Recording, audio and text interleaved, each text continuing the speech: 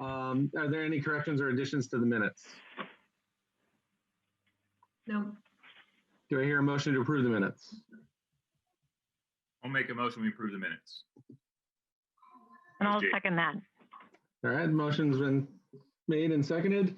Any objections? Seeing none, it passes. The minutes are sent into order.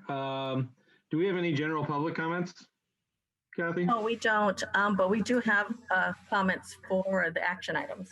Okay. All right, well, then let's go to action item number 1. We're going to keep these things moving a little bit. Action item number 1 is the annual adjustment review.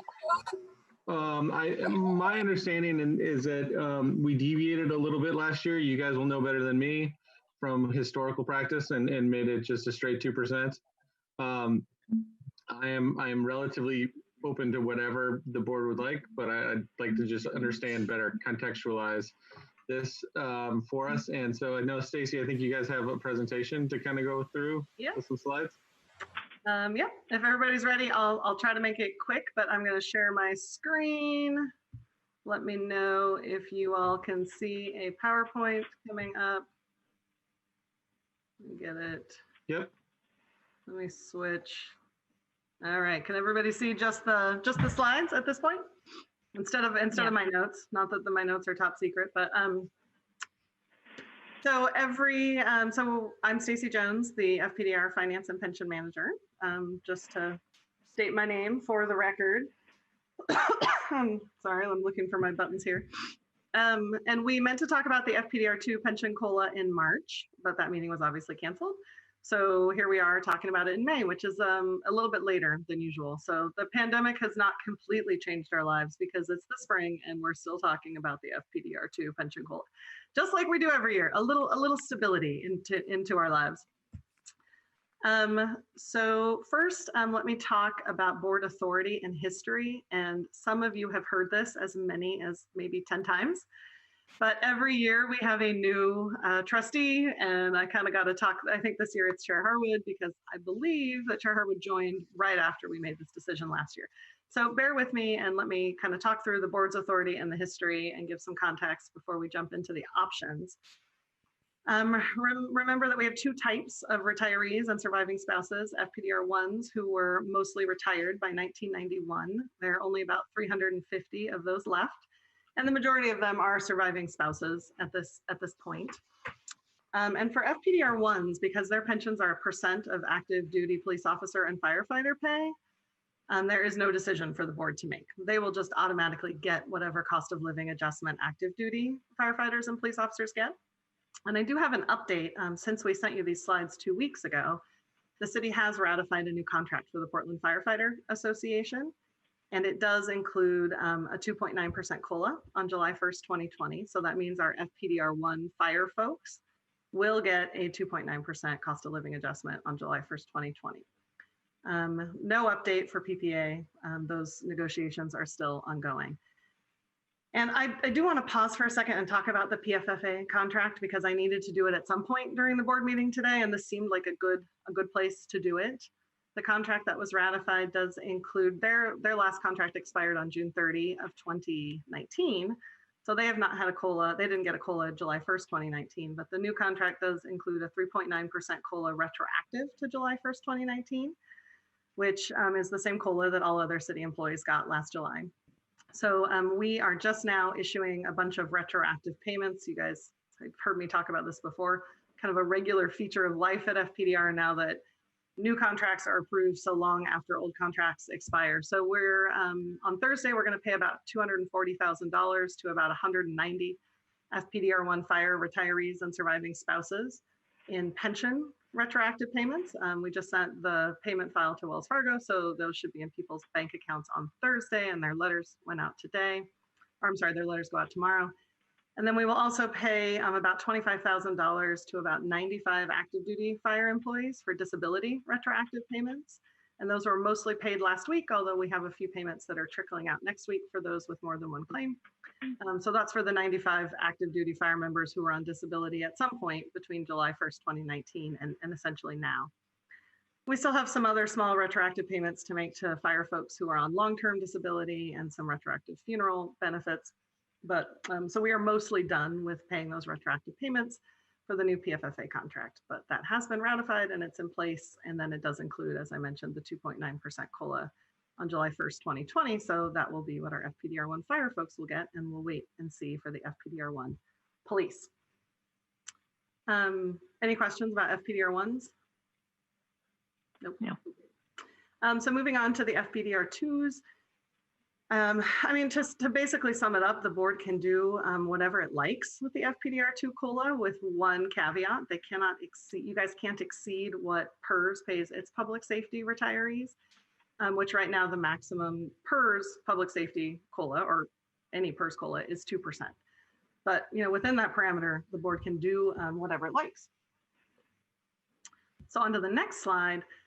What has the board historically done with that authority? And before I can really explain that history, bear with me, I have to make sure that the board understands 3 different COLA methods that we've either used in the past or have sort of played into the discussion with the board in the past. So let me pause and explain those again. And again, apologies to Trustee Lyman, who probably has heard this 10 to 15 times. The old PERS COLA method was the method that both FPDR and PERS used through July 1st, 2013, as far back as we can look. So this was the COLA method for a very long time until the 2013 PERS reforms. And that method was just whatever inflation was as measured by the CPIU, but up to a maximum of 2%. So since inflation usually is more than 2%, that meant that over time people usually got 2%. Because they were also allowed in years when inflation was more than 2%, they could take that extra and kind of put it in a little carryover bucket. And then they could draw out of that carryover bucket in years when inflation was less than 2% to bring themselves up to 2%, which meant that once folks had been retired for enough years to get some carryover in that bucket, they pretty much got 2% every year. So it's not true that everybody got 2% every year all the time, but most people got 2% the vast majority of the time. But then in 2013, as everybody knows, the Oregon legislature changed a lot of things about PERS, including the COLA, and then that was subsequently litigated. And in 2015, the Oregon Supreme Court handed down the Morrow decision, which gave us the new PERS COLA method, which at the end of the day gives everybody a different rate depending on service timing and the amount of their pension benefit. And I made a little chart there so people can see what that looks like. And that has been used by PERS since July 1st, 2014. The last method is the modified PERS method. That's what we call it at FPDR. This method only exists at FPDR. If you were to talk to somebody at PERS, they would have no idea what you were talking about, unless they had heard about this from me or somebody else. But this is based on the new PERS COLA method, but with a twist. It was developed by the FPDR board in 2016. Basically, so the board could maintain that historical practice of using a PERS-based methodology, but it was modified to eliminate the $60,000 per year split. So it maintained the different COLA rates based on service timing, but it eliminated the different, that lower cost of living adjustment rate on the amount of your pension benefit over $60,000. And the board used this method on July 1st, 2016, 2017, and 2018 for 3 years. And the reason the board eliminated that $60,000 issue, I mean, the board had myriad concerns with it. Someone else could maybe explain them even better than I can. But I'm concerned that the $60,000 wasn't indexed to inflation. I'm concerned about the differences in our population who tend to have a larger pension. Almost all of our retirees have pensions over $60,000 as opposed to, the majority of PERS retirees do not. Our population is more dependent on our pension because they don't have Social Security. They're more likely to live in the Portland metropolitan area with higher cost of living, et cetera. Just a variety of concerns about dropping down to that lower COLA amount on pension benefits over $60,000 is what caused the board to use that method. And then last year, as Josh mentioned at the beginning, the board chose, because of really high inflation last year, the board chose to make the one-time decision to just give everybody 2% last year. So let me flip to the next slide, where you can actually see what the board has done every year since July 1st, 2014. Remembering that before July 1st, 2014, both PERS and FPDR used that old PERS method, which resulted in 2% most of the time for most people. So my chart goes back in time. So if you want to go forward in time chronologically, then you got to start at the bottom and work your way up. But I show what the board chose every July 1st, and the board has historically given the COLA adjustment on July 1st, and PERS does that same thing. The next column shows what the cost of living adjustment worked out to be for FPDR2 participants, the method that the board was using that year, and whether that method was more or less than the PERS method for that year. So as you can see, the FPDR board has chosen a method that's more generous than the PERS new COLA method every year. So hopefully that is enough kind of context on history and the different methods. Are there any questions before I move on? Stacy, can you remind me what was the PERS increase for? I mean, not for the newer folks, but for the for anybody that was under 60,000 and with service, didn't have any subsequent service. Would it have been a 2% COLA this year for PERS? Yes. So if I flip back and you look at the new PERS COLA method, you get these different boxes. But if you had all your service before 2013 and your benefit was your annual benefit was under $60,000, well, you don't even need to say that part. If all of your service was before 2013, then they're getting 2%. Yes. Okay. Thanks. Anybody with all their service before 2013. It's just for the folks who have some service before 2013 that you start to get into the lower COLAs. Right. And what I'm trying to clarify is that it's up to a maximum of 2%. But for this year, was that PERS percent for people with all pre-2013 service and under 60,000? Did it get up to 2%? Yes. I'm sorry. Okay. Yes, it did. Yep. Okay. So the CPI, PERS uses the CPI U method, and that was 2.8% for 2019. Okay. And they do use the calendar year inflation. So they're using 2019 calendar year inflation for the July 1st, 2020 adjustment. So inflation, we've seen, very obviously sliding inflation in the last few months, and none of that's reflected in the number that PERS is using. Okay, thanks. Any other questions before I move on? Okay. So this slide has a whole lot of things on it. This is my attempt to give the board a little bit of a framework, some things that you might want to consider in making the decision. Most of these issues or considerations have come up in relation to this decision in the past and been discussed by the board in the past. So just some things to think about as we walk through the options. We can never ignore the political and economic context, but this year that context is obviously even more unique than normal. We're surrounded by economic uncertainty and hardship. Inflation has been dropping precipitously for the last couple of months. We don't know if that will continue. Chair Harwood might be able to speak to that if folks are interested. But looking at April data, it looks like nationwide inflation is down to about 0.3% May through April, as opposed to for 2019, when we closed out the year in December, it was in the 2.9%, 2.8% range, depending on which index you were using. So we do have dropping inflation. Other aspects of context that the board has been interested in the past is comparing FPDR to similar plans like PERS, thinking about the value of our average benefit, which is higher than a similar plan like PERS, but also thinking about retiree reliance on our benefit because our retirees don't have Social Security, so they are more reliant on our benefit than your average PERS retiree. Stacy, this is Jason. Could you repeat that? I just heard you say something, but I remember. Could you repeat what you just said about PERS and maybe I can catch what part I missed? Yes. So another thing that the board has liked to talk about in the past is comparing FPDR to similar plans like PERS, especially in the context of the value of our average benefit, that our average benefit is higher than an average PERS benefit, but our retirees are more reliant on our benefit because they don't have Social Security. Can I stop you there? What I guess metric or study are you using that says that our benefit's higher? Just the PERS data on all their public safety retirees. So is there a document that, because our cohorts who work for other fire departments in PERS consistently make more money on their retirement than we do. I know for a fact. So I'm just trying to figure out if I can see that. If you have that document of what you're referring to, I'd really appreciate it. Yeah, Thank we can get that data out. I think PERS is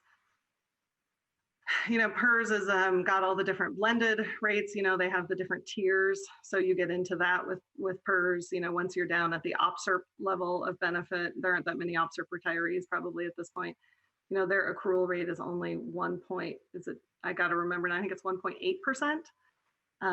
Compared to the 2.8% that we have in our plan. And so I think as you see those OPSERP folks starting to mix in there, that's dragging the average way down. Whereas, if you compare tier 2 to tier 2, it may not look the same. Yeah, I'd absolutely want to make sure, since we're talking about benefit adjustment, this only affects tier 2. So we should be comparing with our cohort, which is PERS tier 1, for this conversation.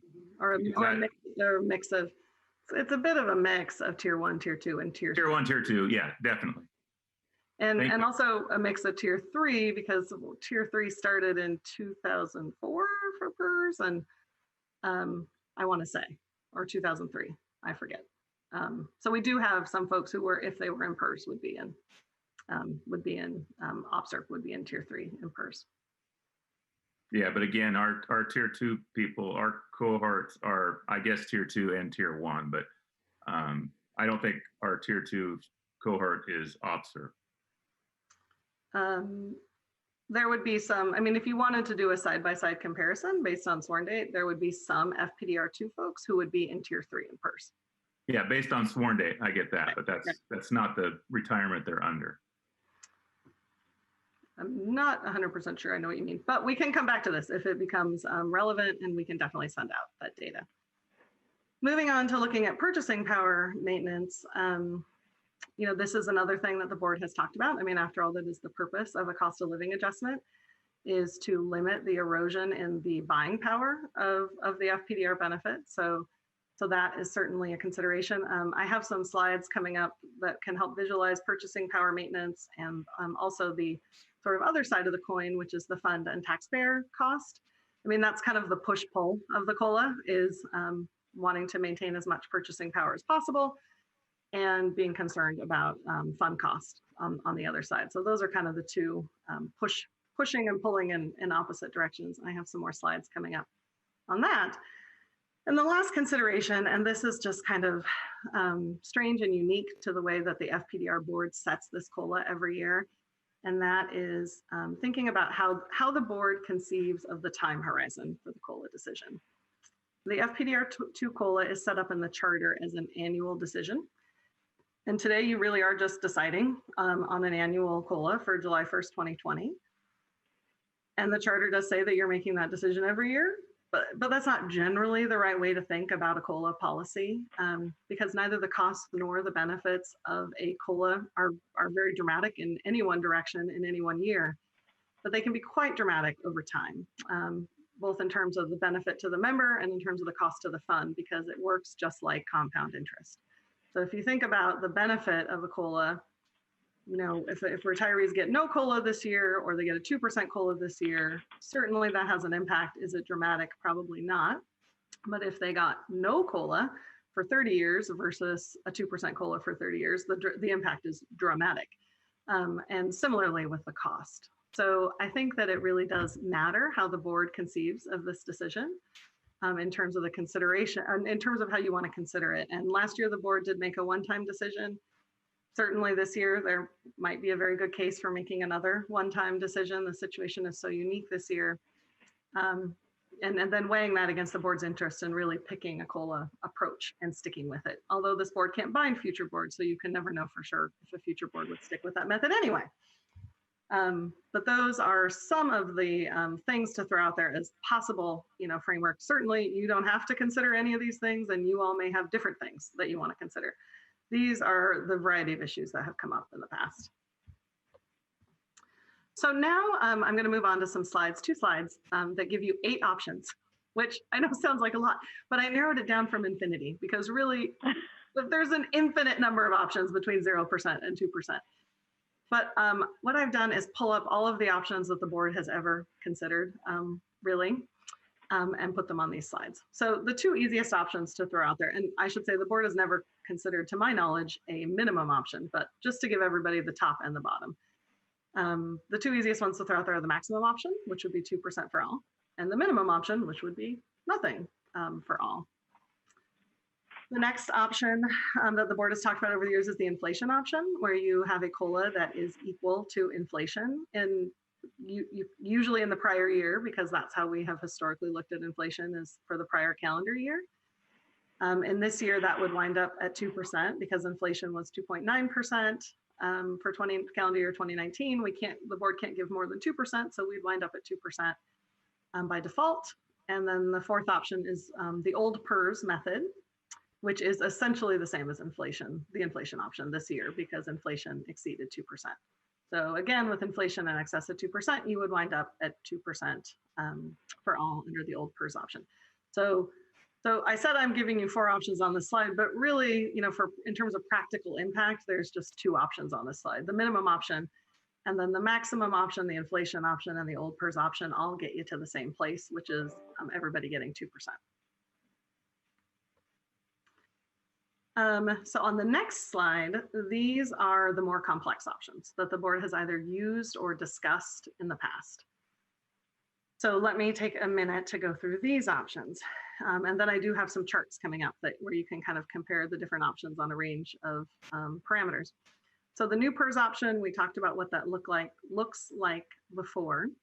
You can see that our retirees and beneficiaries, the range of COLAs they would get on July 1st would be between 1.68% and 2% if you went with a full-blown PERS methodology.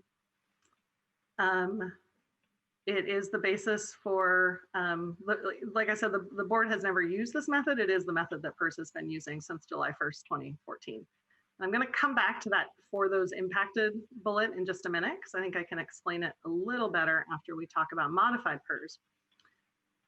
So the modified PERS option, this is the method used by the board in 2016, 2017, and 2018. You can see that it results in the same range of benefit options, 1.68% to 2% for all of our retirees and surviving spouses. But there are about 250 people within that range who get a different COLA than they would get with the new PERS option.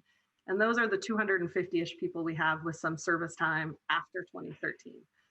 Virtually all of our retirees with some post-2013 service, their benefit is over $60,000. So there's really no difference between the population with and without a benefit over $60,000 if they have service credit after 2013. So within that, for those 250-ish people, those with the 2013 service, under the new PERS option, their average COLA is about 1.86%. And under the modified COLA, under modified PERS, their COLA is about 1.91%. So I didn't want that to get lost in the range. Like, they're still in that range of 1.68 to 2%. But for those who are impacted by that 2013 $60,000, really those who are impacted by that $60,000 split, the COLA is about 0.05% less for them on average under new PERS than it would be under modified PERS. So that's what modified PERS is doing, is bringing those 250 people up about 0.05%. And then the last 2 options on this slide are modified PERS, but with some different floors that the board has discussed as possible options over the years. 1.75% and 1.5% have been thrown out there.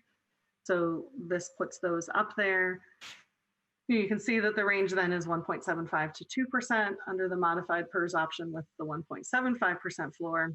But for the modified PERS option with the 1.5% floor, there really is no impact for that this year because we don't have anybody who's dropping down that low.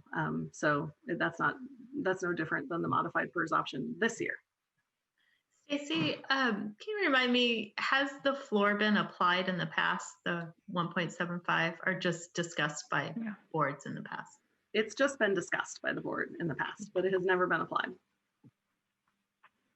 Any other questions before I move on to the charts, the exciting charts? The we've moved from green slides to orange slides. So this slide compares the options that we just discussed on a variety of parameters that the board might be interested in. So the options are running horizontally across the top, but I do want to point out that I have combined the maximum option, the inflation option, and the old PERS option into that first column, since those all result in 2%. And I've also, in the second to last column, combined modified PERS just by itself and modified PERS with a 1.5% floor, since those are exactly the same this year, since we don't have anyone falling down to 1.5%. And then running vertically over on the left, I've just put in some of the parameters that the board might want to consider in comparing the different options. The range of cost of living adjustments that our folks would receive on July 1st, 2020 under the different options, the average percentage increase they would receive on July 1st, how pension maintenance looks like if this method was used consistently for 30 years. 30 years is the average retirement length for our members, and that does assume 2.75% annual inflation, which we can all kind of argue about whether that's too high or too low right now, but it is about at the 30-year average. And then the final parameter is the fund cost in 2021. So I would say there are a couple of takeaways from this slide. The first takeaway is that no one who's retired right now or retiring right now has enough service after 2013 to really be affected by that floor. I mean, we already talked about the 1.5% floor doesn't do anything. And even the 1.75% floor, that just pulls 2 people up to 1.75%.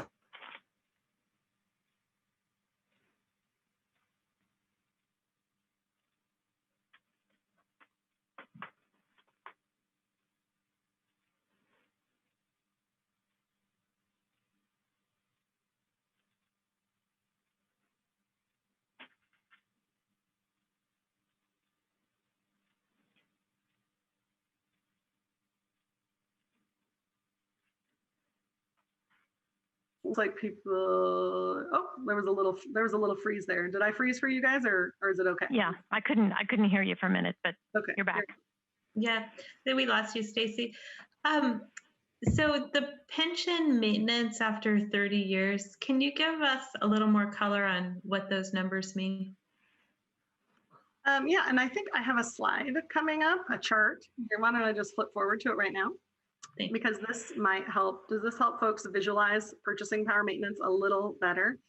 So the green bars are, going out for 30 years, are how much a starting benefit. If we start in year 0 with our average benefit, which is almost $7,000 a month, if that, I'm sorry, and that's the average benefit for a person retiring this year, not our average benefit in general. And then we push that out for 30 years by 2.75% inflation every year. You can see when you get out to year 30, the very top of the green bar is how much that person would have to be getting in their pension benefit for perfect purchasing power maintenance after 30 years. So there's an assumption there that inflation is 2.75%. The bars would be higher or lower if it didn't average out to that.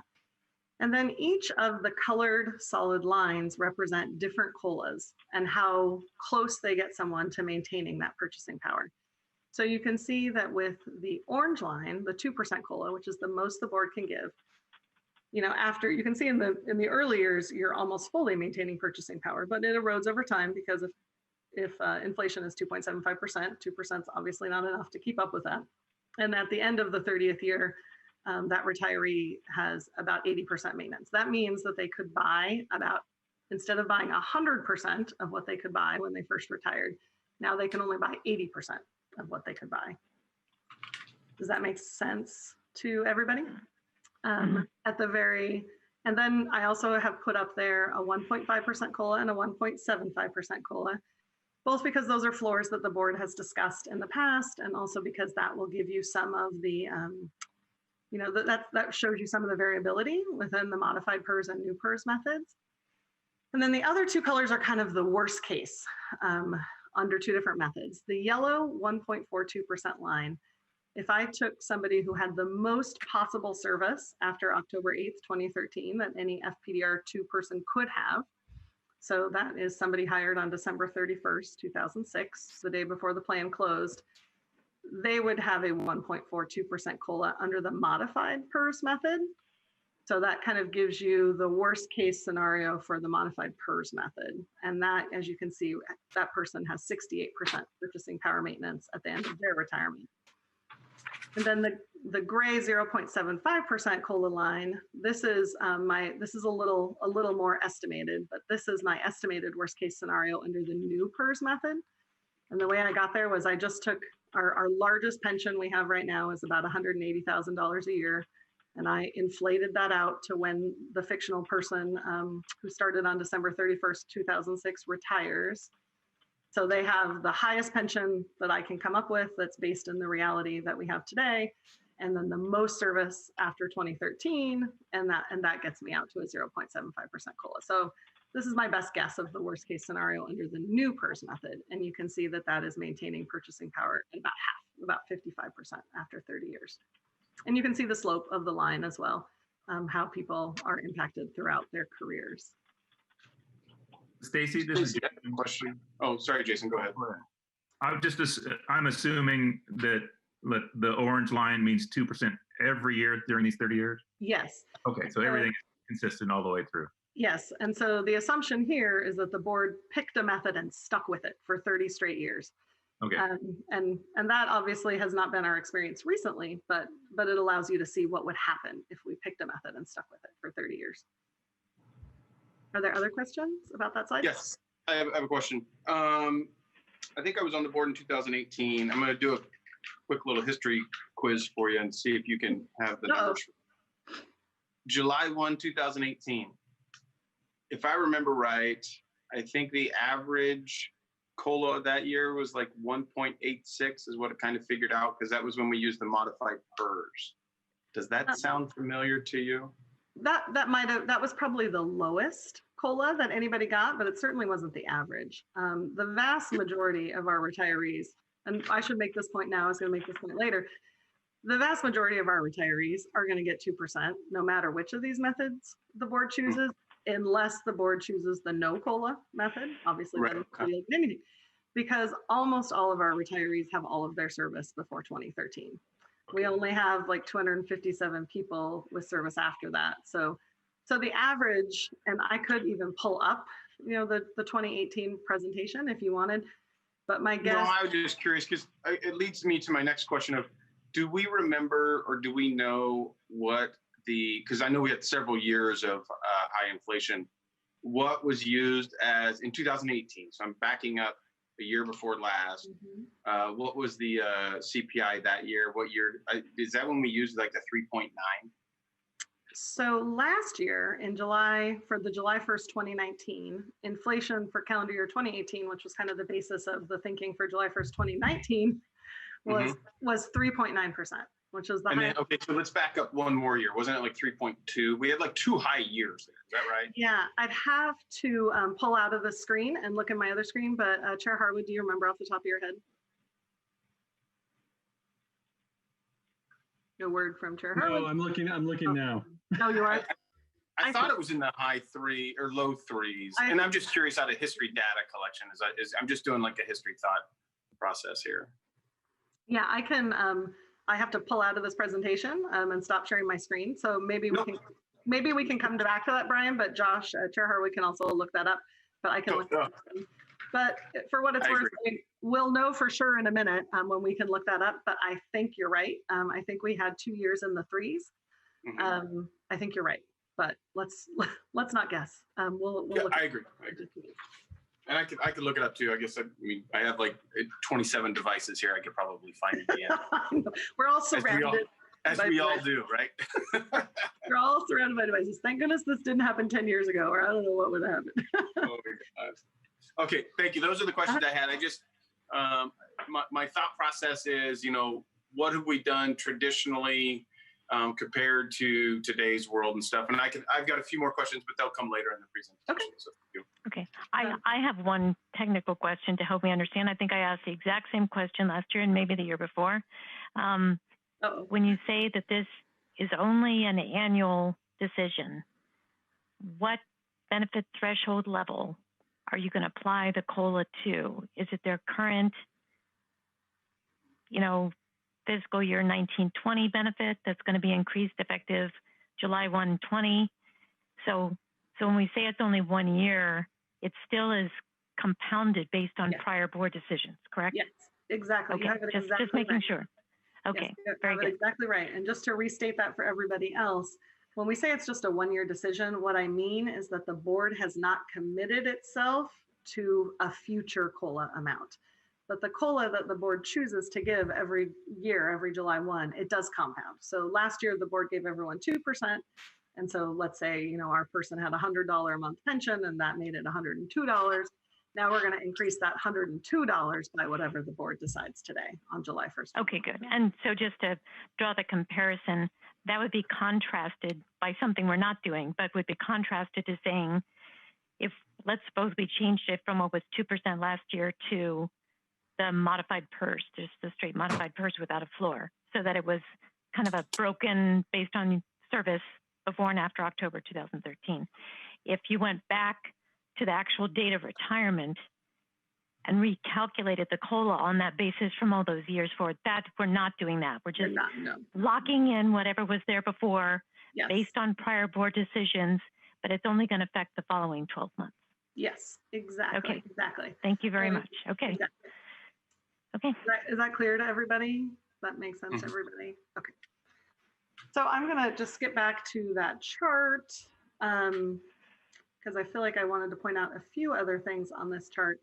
So what I was saying right now was that I was just saying that the floor doesn't matter right now. So I'll sum it up by saying the floor doesn't matter right now, but it would matter in the future. But we don't have folks with enough service after 2013 for these two particular floors to matter. If the board wanted to look at a higher floor, that might have more of an impact. I also I think it's worth pointing out, I was just saying this, that about 1,400 of our 1,650 FPDR2 beneficiaries are going to get the 2% under all of these methods, except for the no COLA method. And again, that's because those are the number of people who have all of their service before October 8th, 2013. And the last thing I wanted to point out, so for those who do have some service time after 2013, which is about 250 folks, I just wanted to point out there is a real contrast between the first option, the 2% for all, and the new PERS and the modified PERS. So when you're looking at the differential impact of 2% for all, modified PERS, new PERS, the differential impact is in those 257 people with service after 2013. And I have in that average percentage increase on July 1 row, you'll see something that says for just those impacted, because those 257 people get lost in the noise of the other 1,650. They're not enough to move the average percentage is 1.98% under modified PERS, all the flavors of modified PERS and new PERS, compared to 2% for if everybody just got 2%. But for just those 257 folks with the service after 2013, under modified PERS with the 1.75% floor and under regular modified PERS, they would get 1.91% instead of 2%.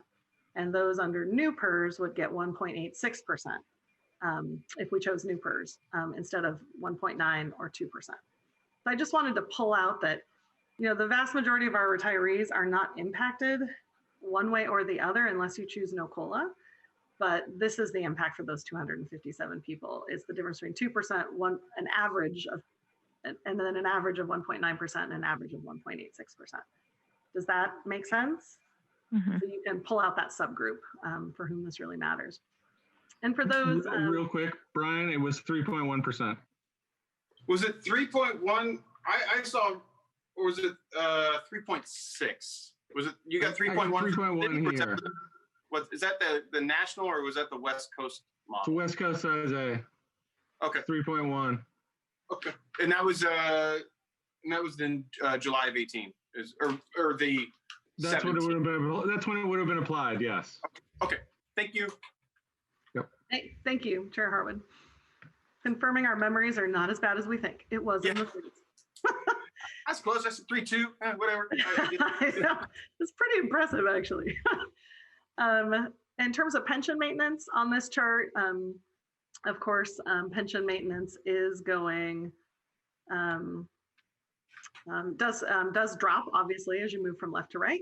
And it also starts to vary. And that is just because under any form of modified PERS or new PERS, everyone's going to get their own personal COLA based on their service time. And in the case of new PERS, also based on their benefit amount. So you can see that pension maintenance, that's why it varies. But in general, it's dropping as you move to the right. And it, of course, falls off a cliff if there's no COLA. But I didn't think that was a something that the board would really consider for 30 years.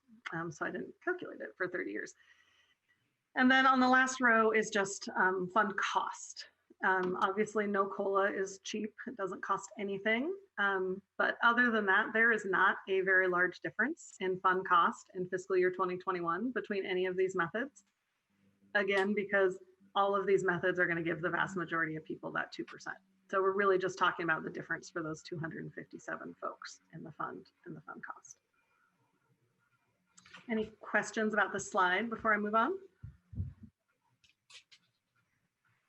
So this slide is really just a copy of a slide I gave you guys last year in case you wanted it, because last year the board did pay Milliman to do some additional analysis comparing the 2% option to modified PERS.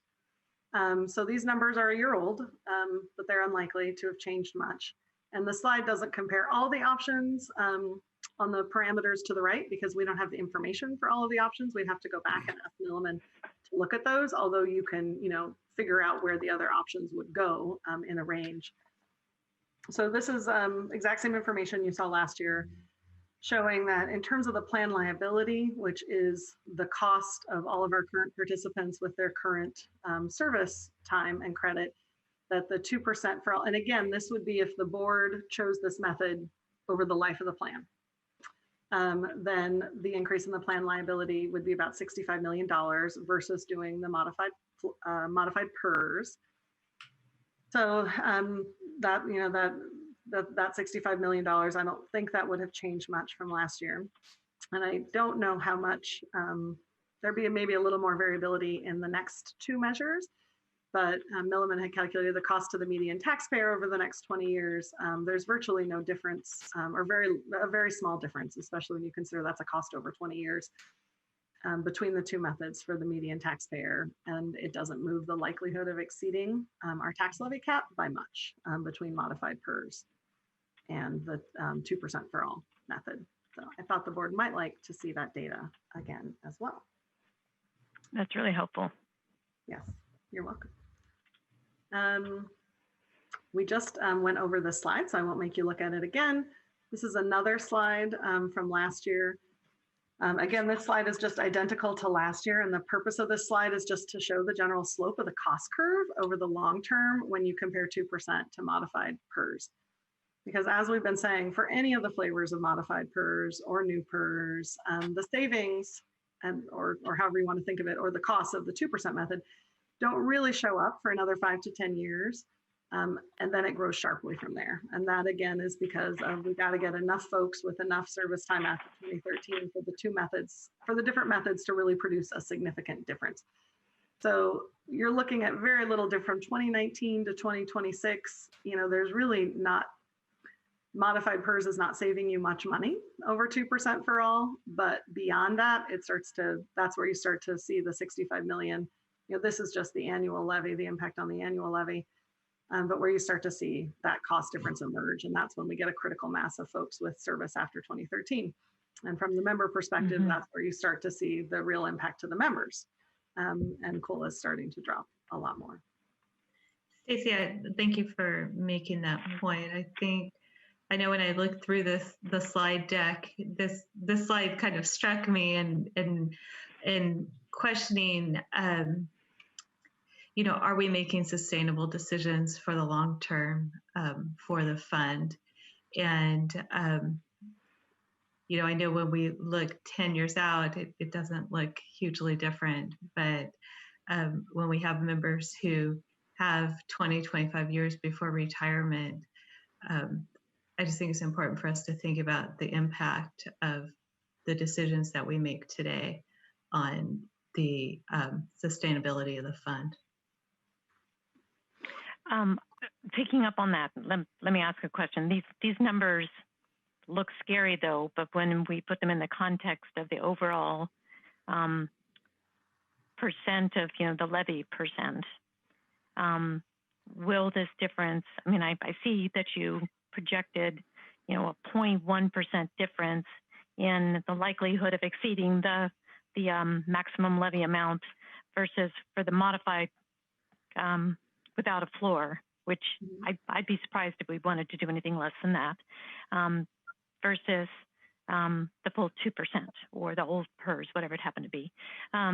It's only 0.1% of risk of failure over that maximum levy amount. But if we, obviously the actuaries are projecting for the very long term, I mean, if we said, in fact, they may already be including it in their valuations, assuming a 2% COLA for, I can't remember what they're assuming in their valuations for the pre and post 2013. Are they using the modified approach for the valuation, or are they using a 2%?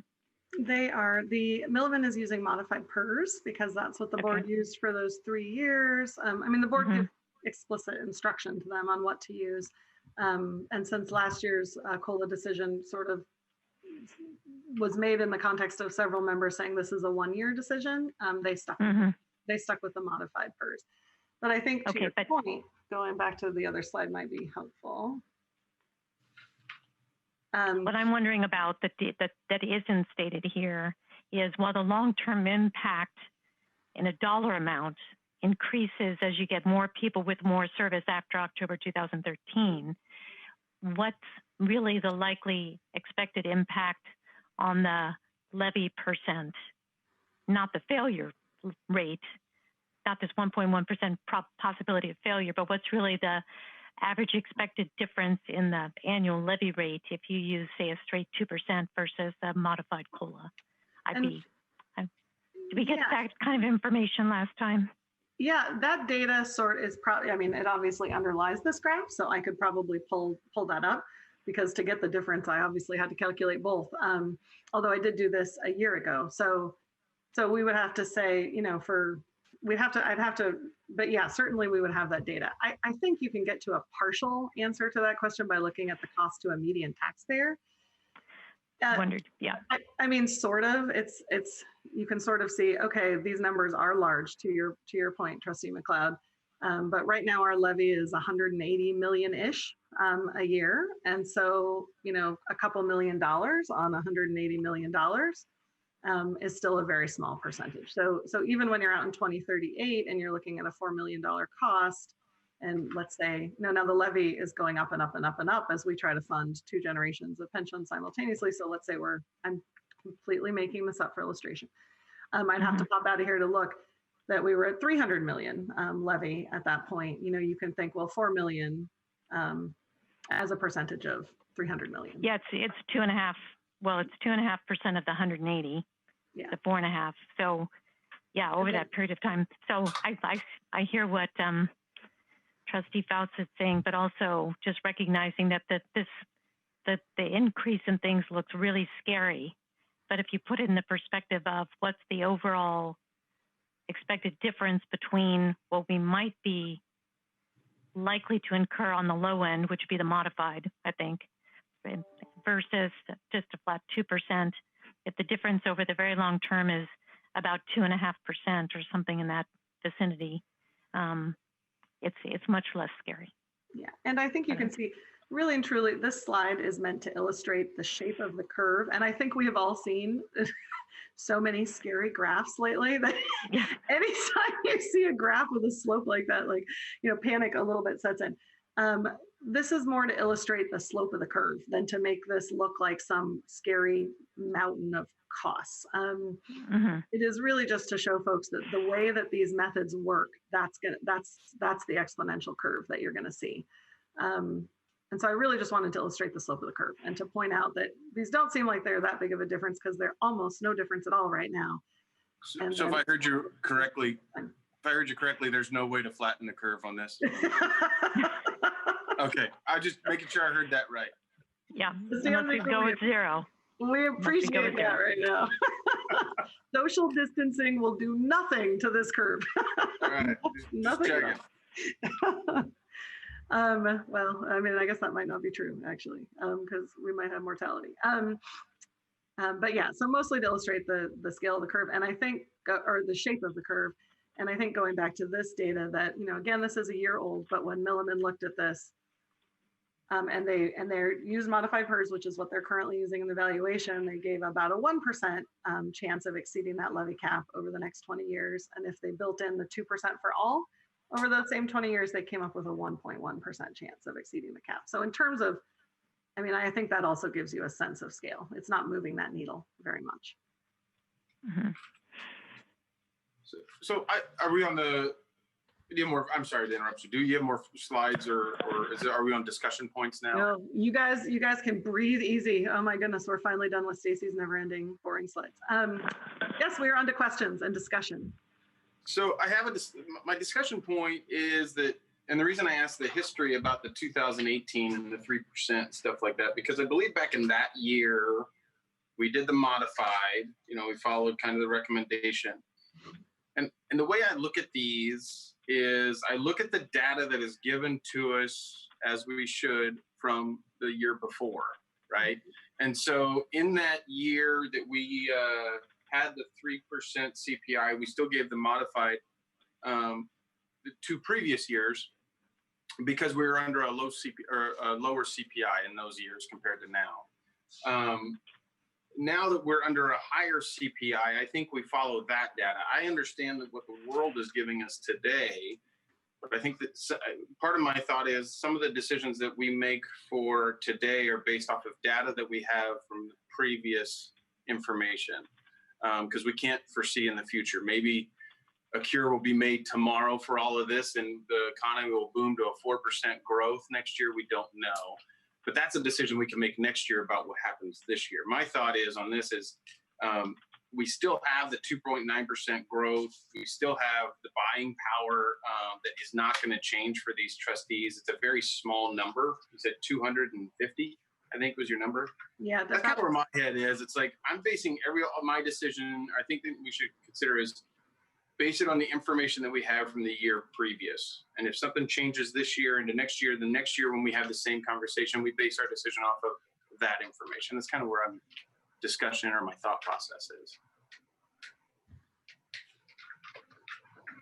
I would question, actually, I came at this quite differently, Trustee Huxinger, in that, looking at these numbers, how meaningful are they given the economic uncertainty and given the reality that that the city and the taxpayers are finding themselves in right now? I think we have to be mindful of that as well. I think that's a valid point. I agree with that. I think that's valid too. I'll step in here. I get both sides of that, and I was thinking along the same lines as we're making a decision based on information from a year ago, which was kind of how we do it. It's how it's done in the past. That doesn't mean we ignore what's going on right now. Obviously, we have to be cognizant of that. And I think one of the metrics to look at there is how much is it going to raise the taxes of the citizens this year? And I think looking at your chart, it's not going to be significant this year. By going with 2%, and then the other thing is next year I think we're going to have a completely different discussion. I would assume just by the way the numbers have come in, and then the last thing is just the effect it has on the levy, and we're still I think in a pretty good situation as far as the levy is concerned. We're not reaching anywhere near the top of that, so. I would be inclined to move towards the 2% based on the inflation, and then next year, obviously have a discussion again and see where it goes. Thank you.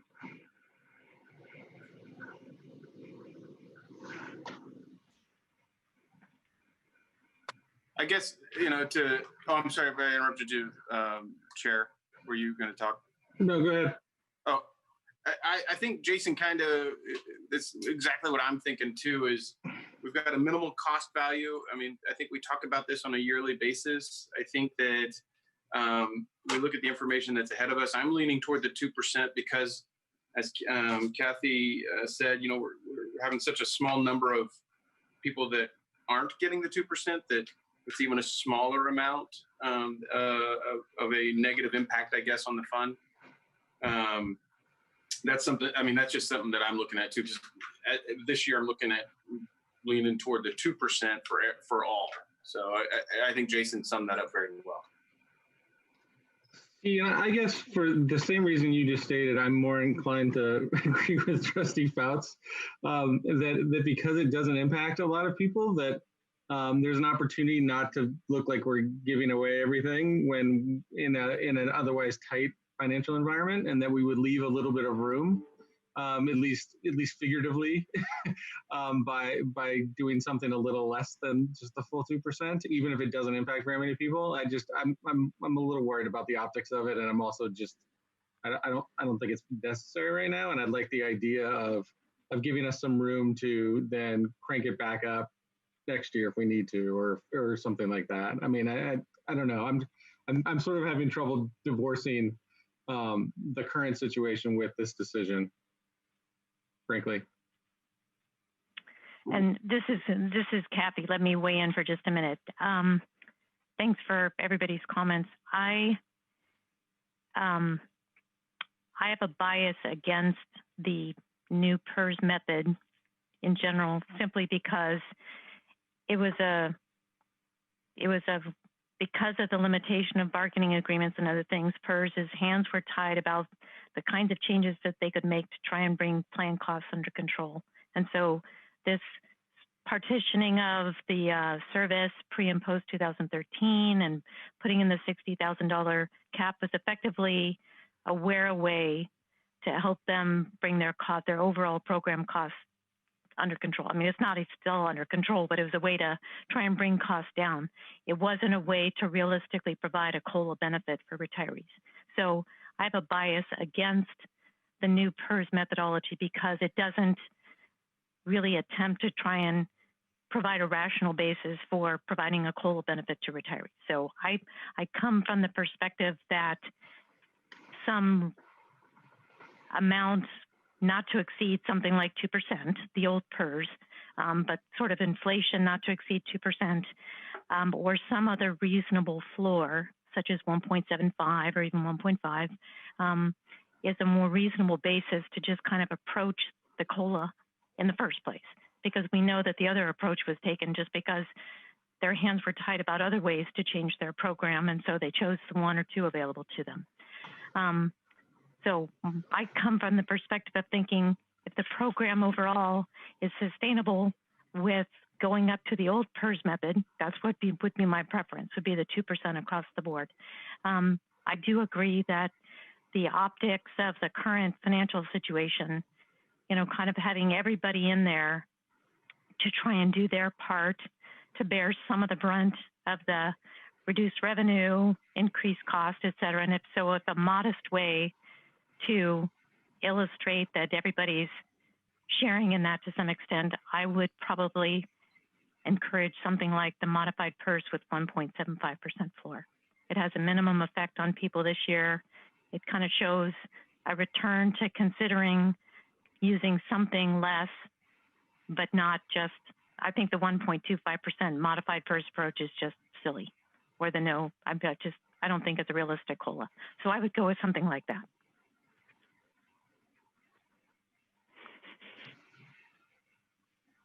Any more thoughts? Trustee Harwood, we also have a public sign up for this discussion. Of course we do. Sorry. I had one more thing to Chair Harwood. I just wanted to remember, and I appreciate the optics, and I think when that term is being used, we're talking about the citizens, which is very important, but we also have to remember the optics towards our members, the people who are retired, the people we represent, the people the charter says that we're supposed to be working for.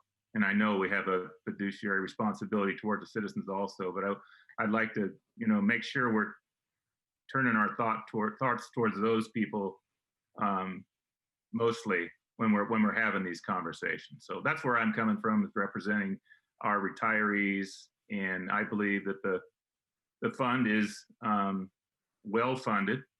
but I also understand that people are counting every penny out there in the city. So I just want to make sure we're thinking about the members that we represent also. Thank you. Sure. Yeah, and I could, and I know we're going to have public discussion, but in going on with Jason, you know, we already have seen an increase in grocery prices of 16%. You know, we've seen whole dollar values, talking about percentage raises on direct effects to our retirees. And we do have a responsibility to the city of Portland. But we also have a responsibility to those retirees. And that's why I know it's only like 0.05 or something to that effect. But as far as the optics go, I agree with you. I think we need to do our responsibility and be a part of the solution and not part of a problem.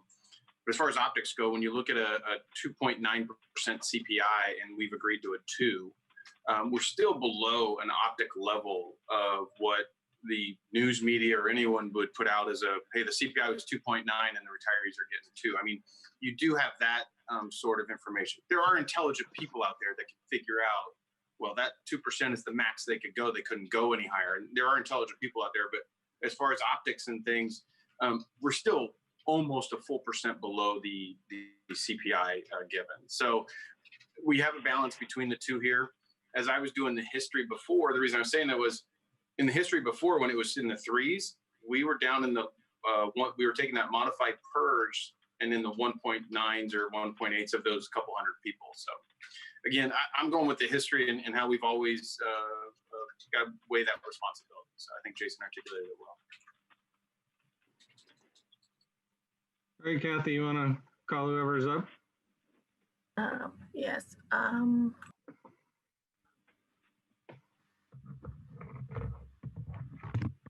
Sorry, Attorney Nelson Hall.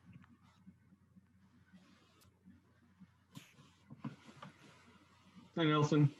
Hello there, everybody. Hopefully you cannot see me and can only hear me, right?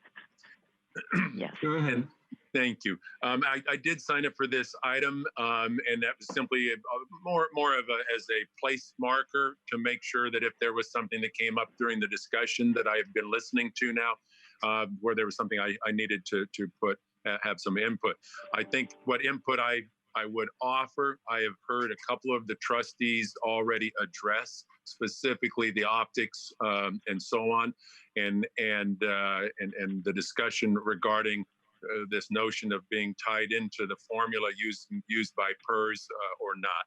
So bottom line is, I appreciate what I've heard and respected what I've heard, and I do not have anything to add on this topic. I'll stand by for when we get to item number 3 on your agenda. Thank you.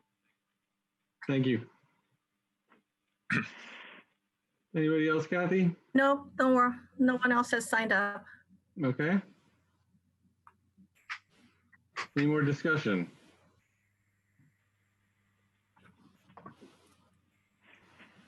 All right, I will entertain a motion if somebody's got one.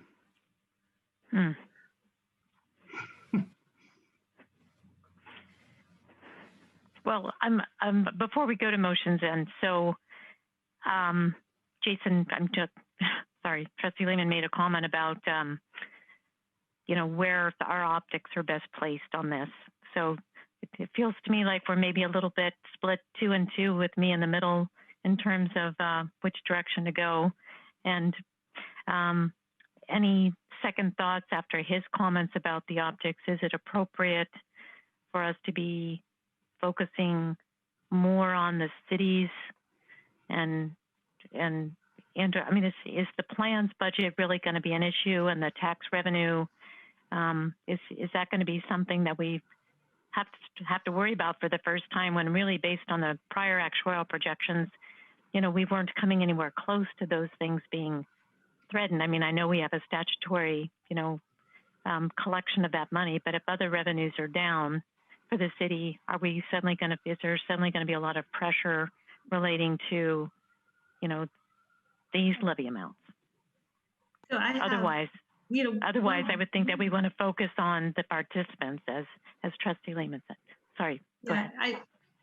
We have to balance it from my perspective. And I think that one thing that concerns me is that just being consistent. So we've stepped away from the methodology last year, and all the reasons that were really the board considered last year, those are all up in the air now, right? We all know that we're in uncertain times. There's a lot of pain in the city, and the reality is just extremely different than it was a year ago.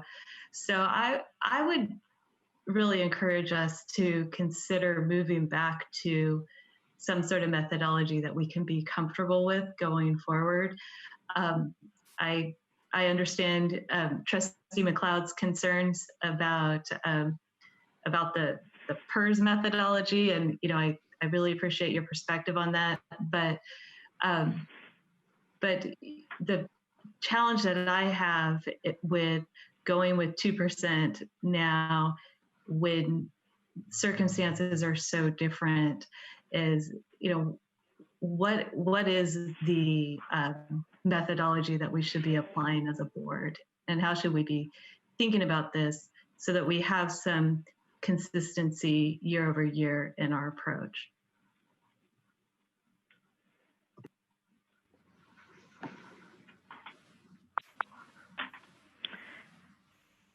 Okay, if we were gonna take an approach where we're gonna try and actually define something for the longer term, I would feel it appropriate for us to establish some minimum floor COLA, again, subject to the fact that if inflation rate is less than that we would still have the flexibility to go beneath the floor, just like we do with the 2% right now.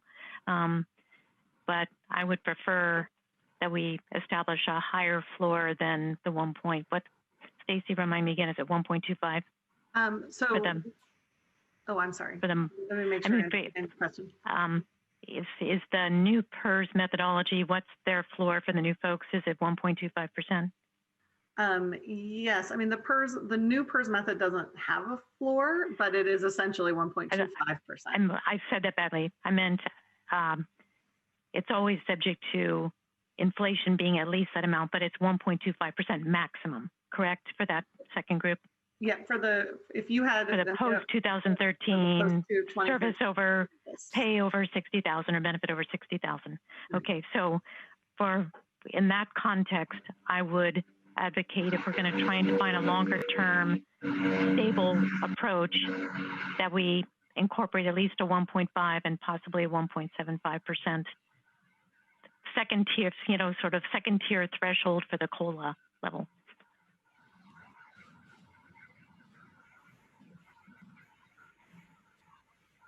Any discussion about that?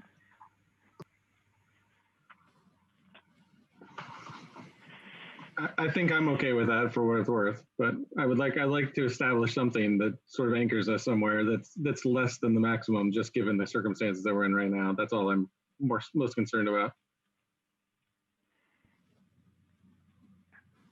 Especially given the fact that most city employees aren't going to get a COLA, or going to get delayed COLA, or going to get no merit increases. I mean, it's going to be a different environment for the city employees too. So it feels like this is relatively consistent, at least to give us a little bit of wiggle room.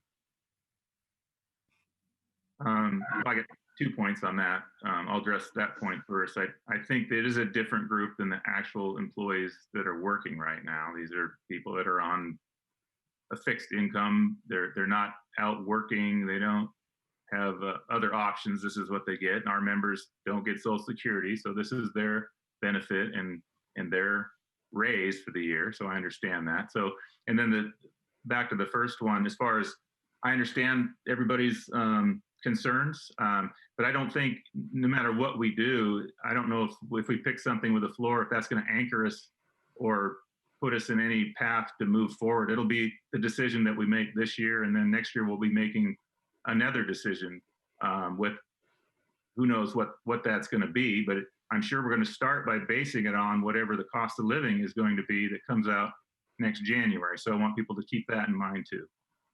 Thank you.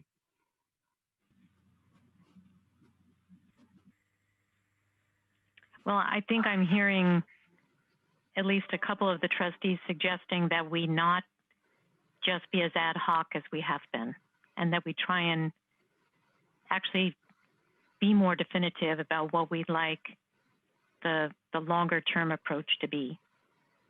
So I'm hearing some discussion about saying either we go to that original modified PERS, where we could have the post 2013 service have a maximum increase of 1.25%, and the pre 2013 service be a maximum of 2%, each of those subject to COLA, or that we could consider anything in between up to the old PERS of up to 2% for everybody. But I think what I'm hearing is let's have a conversation about what might be something that's not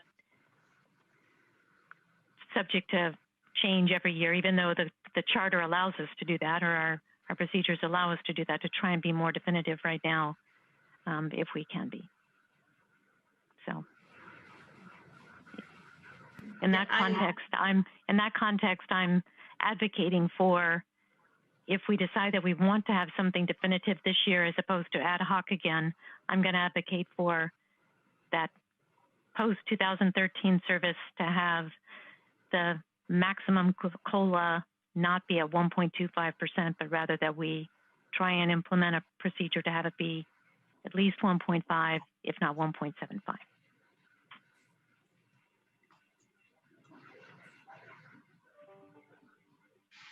So just so I'm following you, would that be the modified PERS option with the 1.75% floor? Is that? Yeah. Okay. Or 1.5, depending on where people come in. But yeah, I would probably say 1.75. And Trustee McLeod, can I ask a clarifying question? Because I do think you can interpret what you said two different ways. One would be to say, well, we're using the new PERS method, but instead of 1.25% on service after 2013, we're going to give 1.75 or 1.5 on service after 2013. And that's one method.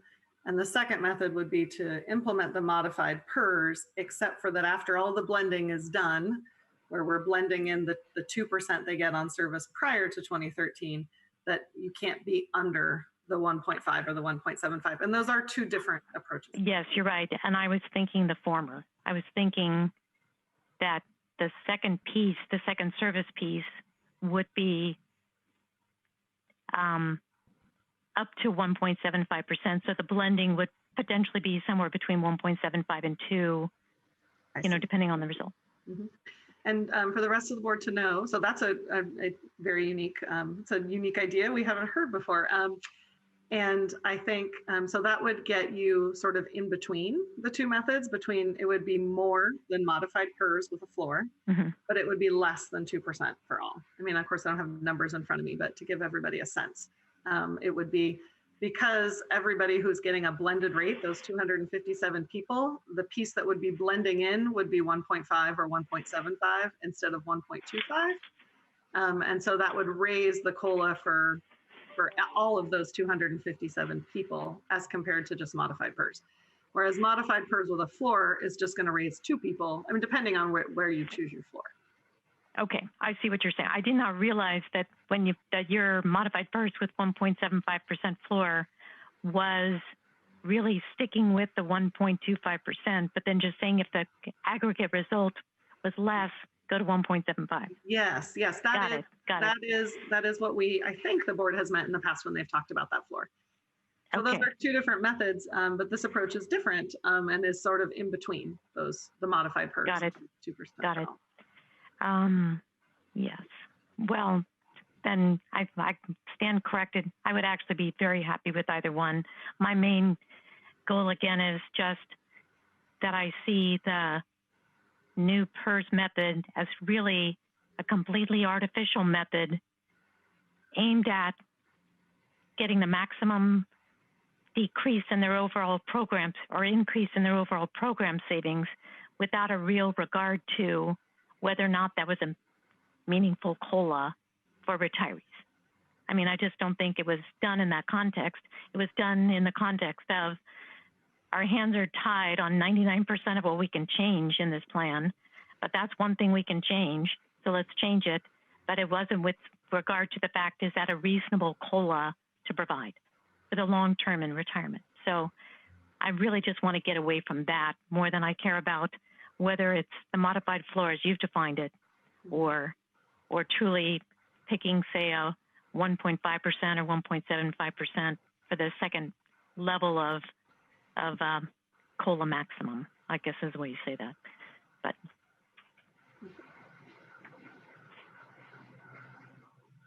other discussion?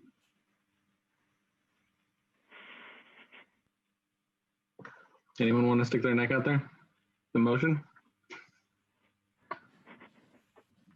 I'll make the motion, and I'll try to make it to fit what Trustee McLeod was saying. And correct me if I got it all wrong, but what I think you said, I'd like to make a motion to have 2% of service, or excuse me, 2% for all service before October 2013, and 1.75% for all service after 2013.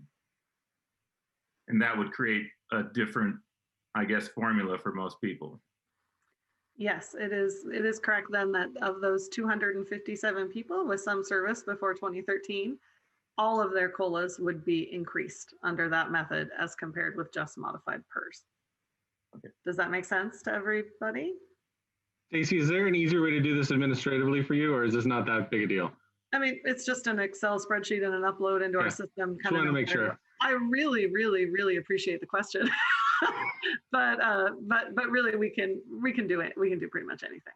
Okay. That's it. So maybe I misunderstood, but I don't think that was what Trustee McLeod was proposing.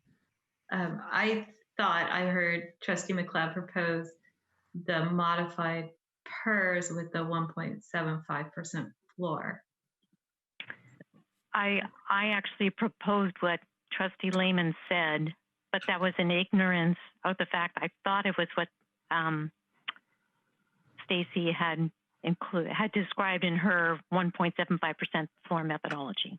So I am fine with either one of them, but I just feel like there should be some floor in there, and non-trivial floor, so that we're not really eroding, the COLA value over the very long term. So I would support either one. I did state it the way Trustee Lehman said, but I would be perfectly happy with what Stacey also laid out in her PowerPoint. I'm hardly a stickler for rules, but I think the motion's on the floor. Yeah. Yes, it I'll is. keep my motion there and see if it gets seconded. Okay. Is there a second? Or an alternate motion. Or an alternate motion? Can someone restate the motion? Trustee Lehman, you want to restate it? Sure. So I propose a new modified PERS option, which would give 2% for all service before October 1st, 2013, and 1.75% for all service after October 1st, 2013. And to clarify, Stacey said that those 257 members that were after post 2013 would see an increased benefit under that motion. Yes, as compared with just modified PERS, even modified PERS with a 1.75% floor. Because the modified PERS with a 1.75% floor only changes two people's COLAs, whereas the proposal that Trustee Lehman has put out would increase the COLA for everybody, all those 257 people who had service after 2013. Second. All right. Any more discussion?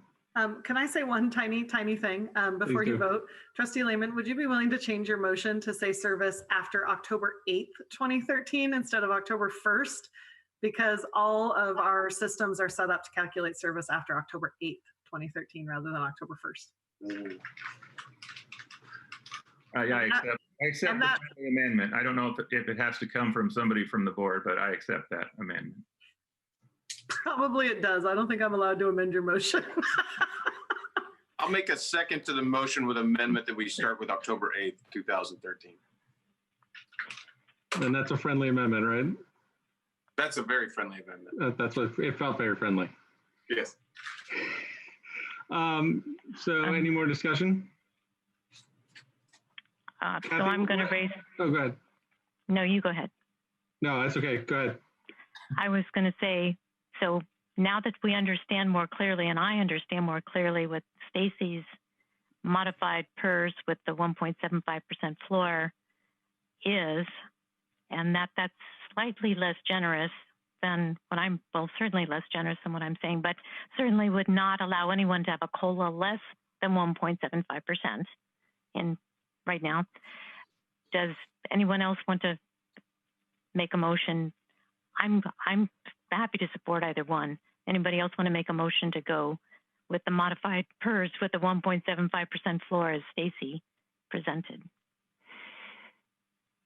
Could I ask Stacy, what do you think the fiscal difference would be between either one of those motions? Well, and do you mean by fiscal difference just the cost of the fund in the next fiscal year? Sorry, I'm using terms that I'm not shouldn't be using. How much does it cost? It's since the difference, if we just are thinking, and here's where we get into the how you think about this really matters. If we're just talking about next year's cost, the difference between all of these methods for next year's cost was inconsequential, less than $25,000 between, stepped between each of these different methods. So the difference in costs between doing this and doing 2% for all, it's certainly going to save less than $20,000 for next year. Where again, the rubber meets the road with a COLA choice is over the long run. And so if you run this out for 20 or 30 years, there'll be a significant savings with this method versus doing 2% for all. And it will probably cost, but it will certainly cost more than doing the modified PERS with a 1.75% floor. And that is the reason why I'm questioning my poorly worded original suggestion, is because I'd like to feel, going along with Trustee Bowser's, original comment, it would be nice if we could establish what we hope might be a long-term basis for setting these COLA increases in the future. And if I said it hastily the first time, and it wasn't exactly what you were intending in your illustrations, I want to make sure that we're not changing from a flat 2%, that we're not going to have the same conversation again next year, that we could, but hopefully not have the same conversation again and talk about changing from my, newer 1.75 to the old one that you had proposed. So I'd like to make sure that we're trying to think for the long term and not just for this year. I appreciate that, but if 2 or 3 years down the road, the COLA comes in at 5%, inflation kicks in, I got a feeling we're going to be having these questions and these conversations again, where we're going to be pushing up to that 2% again. Is definitely going to where people are going to head it. So I can't pigeonhole myself to where I'm going to be next year. I'm going to try to make a good decision every year. So I appreciate that. Mm-hmm. Well, just to get it out there on the floor, I'm going to make a motion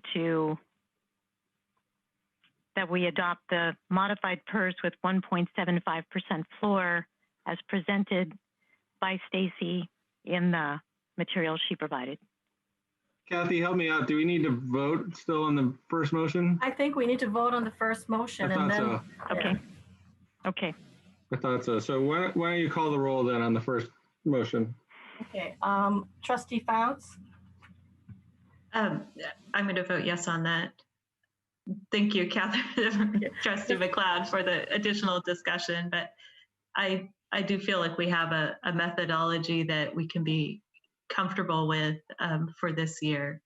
So I vote aye on that, on Trustee Lehman's motion. Trustee Hunziker? I vote yes on the motion by Trustee Lehman. Trustee Lehman? Aye. Trustee McLeod? Aye. Trustee Harwood? Well, I know where this is going, so might as well vote aye. And can I just, I'm sorry, Kathy, you need to say that the motion. No, so motion passes unanimously. Thank you guys for a good discussion. And I would just want to say it one more time so that for the record, we all understand this in case we have to come back to this next year, that what we are going to use is essentially the new PERS method, except that we don't care about the $60,000 benefit.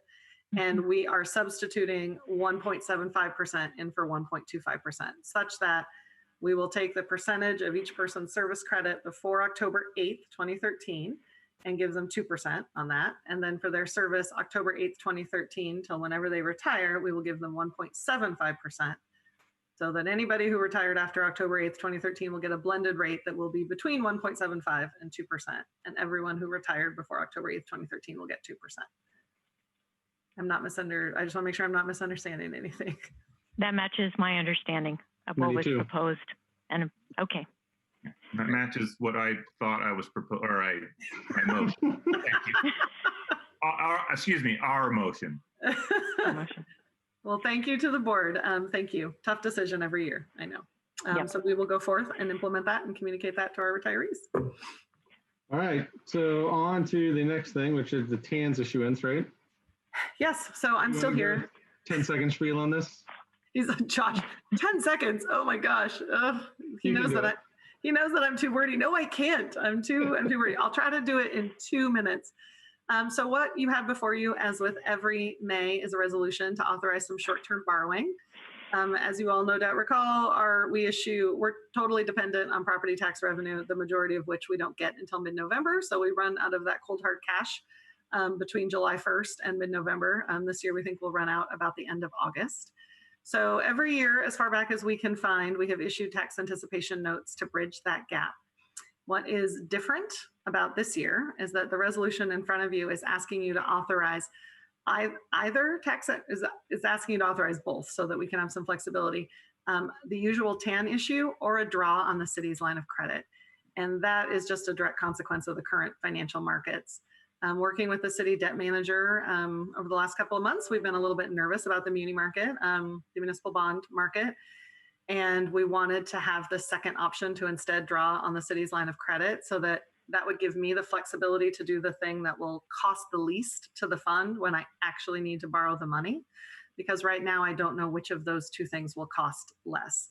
I did talk to the city debt manager again last Thursday, and he feels like that market is settling down nicely. There have been several big issues. They got good competitive bids in the market. He thinks that tax anticipation notes are still going to be the cheapest option for us. But I do this year, for the first time, I've asked you for the flexibility to borrow from either method so I can make the lowest cost choice for the fund. I do want to say also that unlike every year since I've been here, I know I say every year that this could happen, but this year I mean it, that we really may not be in a position of positive arbitrage next year. You know, we have always made money on our borrowing. And this year we just adjusted. We spent about 1.15% was the interest rate we had on our TANs last year. I just changed our budget to make that 2.5% for this year. I hope it doesn't come out that high. I know it seems strange because interest rates are so low right now, but there is a risk premium for lending to a state and local government right now, and we're going to pay that risk premium, even though the city of Portland continues to be in very good financial shape compared to others. So we will be paying a premium of some kind on that borrowing. I hope it's not as high as 2.5%. And then at the same time, the city investment officer has adjusted the money he thinks we can make on the city treasury pool down dramatically because of the very low interest rate environment. I think I have to check my notes. He's dropped it. We were at 1.85% as his estimate for what we'd earn on treasury pool next year. And now he dropped it down to 0.75%. So even if the 2.5% on the borrowing is too high and the 0.75% on the treasury pool is too low, I think it's truly unlikely that we're going to end up in a positive arbitrage situation this year. So if we do issue tax anticipation notes, I'm going to structure the borrowing so we repay as quickly as we can this time. Repay in December as soon as we're confident we have the money, whereas historically we've held on to the money as long as we can because we're making money on it. This time I'm going to want to pay back as soon as we can, just as a heads up to the board. That wasn't 10 seconds, but I don't know, it was less than 5 minutes, right? Is there any discussion on this item? No. Kathy, anybody testifying? No one signed up. Great. All right, I will entertain a motion. I'll make a motion that we adopt Resolution 529. Great. Is there a second? I'll second. Excellent. Are there any objections to Resolution 529? Seeing none, the resolution passes. And we're moving on to our last action item on COVID-19. I don't know who's taking the reins for this one for Fpdr. Do you guys want to chat about it? I'm not sure who's, I don't know if Kim, if you're taking over, or Sam, you're going to do it, or Stacy? It's Sam. I'll take this over and run you through Resolution 530 and the rule changes. That so, as you read in the resolution here, the creation of these rules was based in part on the state of emergency by both the state of Oregon and the state or the city of Portland. When this came out, there was a lot of discussion at different levels of how we can provide service to our first responders who may be exposed to COVID-19 and what's the best way to do that. So I drafted, with the help of Franco, the attached rules, which helped our first responders in this very unique situation that's dependent upon an emergency. That we'll walk through the rules in just a minute. So what we're doing is we posted these. This is unique. I went ahead and posted them in March with a slight revision about a week or two later. We've been operating under these rules when we're receiving claims for COVID from both police and fire. And we felt, again, this is a very unique situation. We wanted to work outside the normal rules, but you still need to approve the rules with that. The rules basically were saying, I'm going to try to do this without having to read the whole rules, is if somebody's exposed to COVID, they can submit a claim. We then will process a claim, and Kim could maybe go a little bit more detail on how we process those claims. And if somebody is diagnosed with COVID-19, treated as a presumption of that was obtained from work, and we would go ahead and pay the claim. So that's the biggest thing here, is that giving the presumption to somebody testing positive for COVID-19. We also, one of the things on how we administer these claims is if somebody has been exposed to a person who is suspected to have COVID-19, whether it's at a fire scene or a police officer, and then they are asked to be examined or take some, what I want to call self-quarantining during that time period. We have been paying benefits to those people up until the point they are diagnosed as not having COVID-19 or are released back to work by their doctor, or the length of a standard isolation, which is usually about 14 days. And then these rules will expire when the emergency is over, as per declared by the mayor. We do give a 30-day leeway here that gives somebody that matches their 30 days to file a claim under the rules that we have presently. So are there any questions on these rules as we have them, or what we're trying to do with them? Yeah, Sam, I absolutely agree with this presumption for our members. I guess just in reading over subsection D, I just want to make sure that we're not that we wouldn't eliminate the presumption for maybe an officer who was exposed to COVID, but can't show that the exposure was from somebody who was actually diagnosed, or, just with the limited testing, are we restricting people's ability to avail themselves of this presumption with the language of subsection D? No, that's written in such a way that if somebody is showing symptoms, we don't require the person to necessarily be tested as being positive for it. Because there's a lot of times somebody may be showing symptoms when a firefighter or police officer interacts with somebody, but we may lose track of that person down the road. And so what we need is like the incident report describing what happened, what was seen, what type of symptoms were with the person. So we get this background of, gee, this happened at work. This is what was seen. This is what looks like it was a potential COVID exposure. Okay, so they don't have to actually trace back and demonstrate that they came in contact with somebody who tested positive. Well, they basically are going to have to show what incident they were at when they came in, interacted with a person who possibly had it, but they don't have to have that person does, the patient or the person the police officer is talking to does not have to have a positive test. Okay, good. Yeah. Thank you. I have some questions too. And thank you, Trustee Fouts. That's a concern of mine too, because there's many scenarios where you might not be able to trace it back. And it sounds like this presumption is not going to work for those people. We deal with the public all day long, us and the police officers, and sometimes we don't have a report. Sometimes we get into an elevator with somebody going up to a 10th floor of a building to help a patient, and there's other people in the elevator. There's people in the lobbies. There's people all over the place that don't even have anything to do with the call that we're exposing ourselves to. We're not staying at home and staying safe. We're going to work every day. Yeah. So we're in contact with the public every day, all day, and some of those people we have no tracking or tracing. So that I'm a little concerned on that, and I don't know how you would address that. That makes sense. And you know, from my understanding, the virus can transmit before people have symptoms as well. So you could be exposed and not be aware on which call the exposure actually occurred, right? The challenge you have with this is that you have to show that somehow that was tied back to work. I realize that it could just be as easy. Was it where you were on a call and you walked by somebody who had it, or did you get it as a grocery store? I mean, that's the challenge is how do you tie it back to work? I will tell you, we have not denied any claim for this coming through.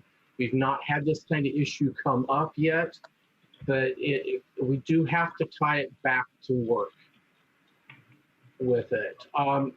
I will say that this is more liberal than what I'm seeing in a lot of other states. A lot of other states do require you to, one, be diagnosed with COVID before you can get any presumption.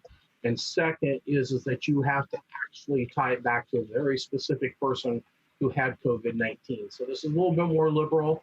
We don't require, you know, if somebody was simply exposed and it's best felt by their medical provider that they self-quarantine or take some time off for a period of time, those are being paid. And that's much more liberal than most of the other states are putting in. Yeah, Sam, are you familiar with California's presumption? Is that what you're referring to? Do they require a diagnosis in the workplace? Is that right? Virtually every other state's workers' comp, and in California, I haven't read what theirs is exactly, but I've read about 7 or 8 other states, and they all require the first responder to be diagnosed with COVID-19 before they'll look at it as a workers' compensation claim. We don't go that far. We'll take an exposure that you can document happened at work. Well, I would request that we narrow that down a little bit, because like I said, we have so many scenarios. I understand your concern, but I'm a little concerned with that, so we can continue to talk. I had a couple other things while it's in my mind. And also there's something about seeking medical advice within 48 hours. That's different than our normal charter, which you have 30 days to file a claim. So I didn't really understand that, where the 48 hours came from. And then, and I'll just go through, I got like 3 things here and you can respond to them. The other one was on the quarantine. It says the authority of Multnomah County Health Officer. I don't know, is that the only person that could do that? Because if somebody else quarantined, we'd be caught in semantics, not having the exact person with the quarantine. And then the final was it's going to expire after 30 days of the mayor's declaration of state of emergency. And I don't think the mayor, he's not going to, I think, lower the state of emergency based on our possibility of exposure. So I don't know why that's tied to that. I could see him making a decision based on financial decisions, and that might not have anything to do with our potential for exposure. So thank you. Okay, let's try to see if I can go to keep those in mind. So I'm going to try to address them. For the quarantine is, if first of all, if a person sees a physician and their physician tells them that they should stay home, sort of self-quarantine or self-isolate, that is covered. This started out with the only person who is not a treating physician or healthcare provider that can quarantine somebody by law is the Multnomah County Health Advisor. If you're thinking of where somebody in the Fire Bureau says, no, I want you to stay home, we've talked this over with Chief Boone, and she says, first of all, that should not be happening. And if it is, she fully understands that FPDR is not going to be covering a decision made by a commanding officer. So this has to either be made by the healthcare provider or by the county health department for quarantine with that. So that comes there. You had to start up from the beginning. We'll hit the 30 days here in a minute when it expires. Okay, that's 48-hour medical advice? That's not, you still have 30 days to file the claim. But what we're saying is if you think you've been exposed, you should be, because if you take a look at, I think, a lot of the internal requirements for both police and fire, you're supposed to talk with somebody within 48 hours of known exposure. Again, this has not been an issue that stopped any particular claim. I think that's designed to, if you think you've been exposed, you need to get medical care as quick as possible. Because because if you are exposed, you do have it. You have a problem here if you aren't getting appropriate treatment or direction within 48 hours. Again, we've not denied anything for that. Yeah, I was just wondering, when you said known exposure, does that mean known to be exposed to a person that is diagnosed with COVID, or just known exposure to a patient who has, we're exposed to people every day. And so I'm just curious.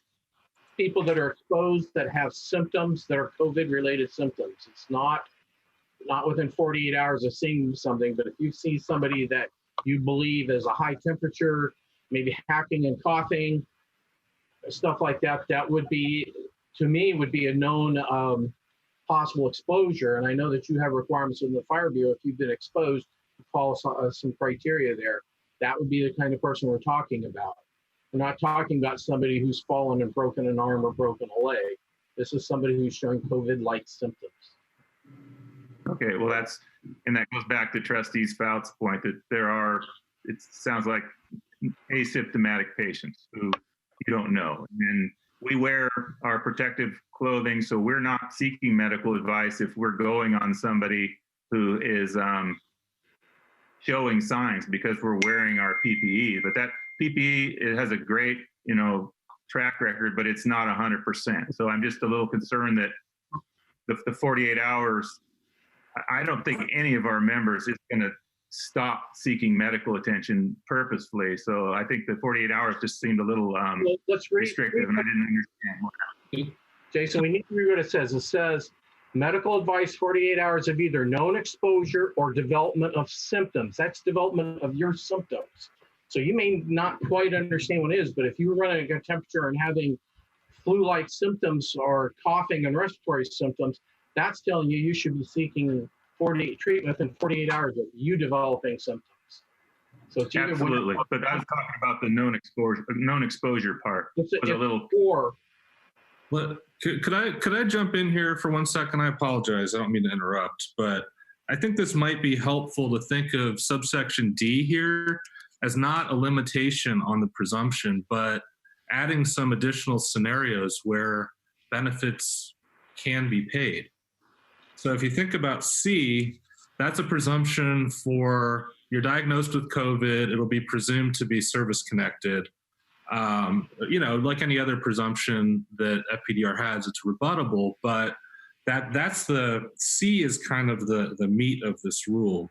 D is more to provide benefits in a scenario where somebody thinks they might have COVID, and FPDR on a diagnostic basis can pay for the testing, for, you know, any related medical treatment and the time loss.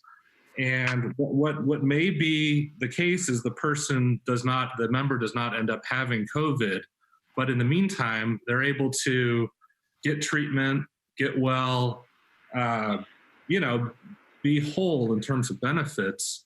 And then in the end, they might not have COVID. So it's simply a scenario. It's a number of scenarios that don't fit under C, because subsection C here assumes that there's a diagnosis, and then that creates the presumption of causation. Does that make sense, Trustee Lehman and everybody else who has? Yeah, I get what you're saying, but I think and I could be wrong, but I feel like making examples could create restrictions. If you give specific examples and you don't fall into those, I don't know. I could be wrong, and that's probably not the intent, but that's the way I read it. I didn't know what the intent was. So yeah, as long as it's not. I agree with Trustee Lehman. I read those as restrictions and requirements, and specifically with the 48-hour requirement. I don't know what options we have with the proposed rule. Could the board propose additional language that, you know, by way of example or something to clarify the point that the city attorney makes, that the purpose of D is to provide illustrative examples? The board certainly can make amendments to the rule. And I guess what I would say is it's more than just D is more than just examples. It is providing scenarios that would not exist under Section C, where benefits could be paid. So it's quite the opposite of a restriction. I think if you read it in isolation, and I'm not saying that's what the board's doing, but it is really just a separate. The presumption's already been covered by C. D is for situations where you know that there's somebody you've come into contact at work who has been diagnosed with it. And that's a good reason to, of course, go get tested, take off from work, you know, be off work until you know whether you have it yourself or not. Or you just have symptoms that might be COVID and you're waiting for a diagnosis. And we use the word seeks intentionally. I mean, Seeks medical advice doesn't require much other than a phone call or an email or something to that effect. We realize that it's not going to be possible for everybody to get in front of a doctor within 48 hours.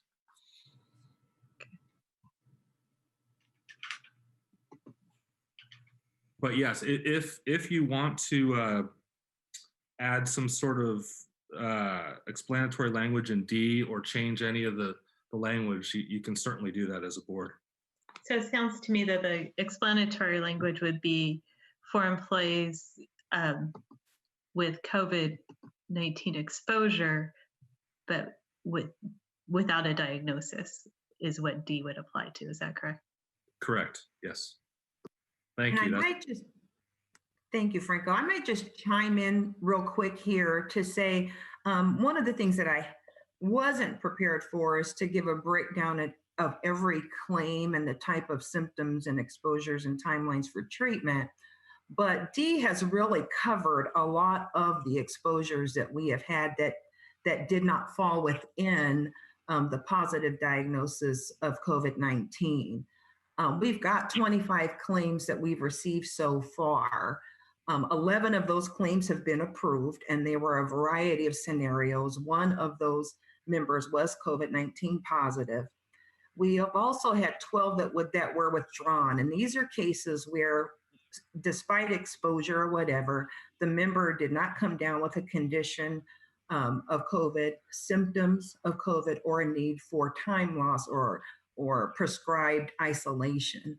So we have had a variety of scenarios under which our members have either experienced symptoms and sought medical treatment, they were exposed to someone with like symptoms of COVID and were not diagnosed, or scenarios where they were in fact exposed to someone who was diagnosed with COVID-19. And all of those claims have been approved so far. So I think it's really important to explain that D has really given us more room to look at the various scenarios. So it's been more lenient than restrictive for us.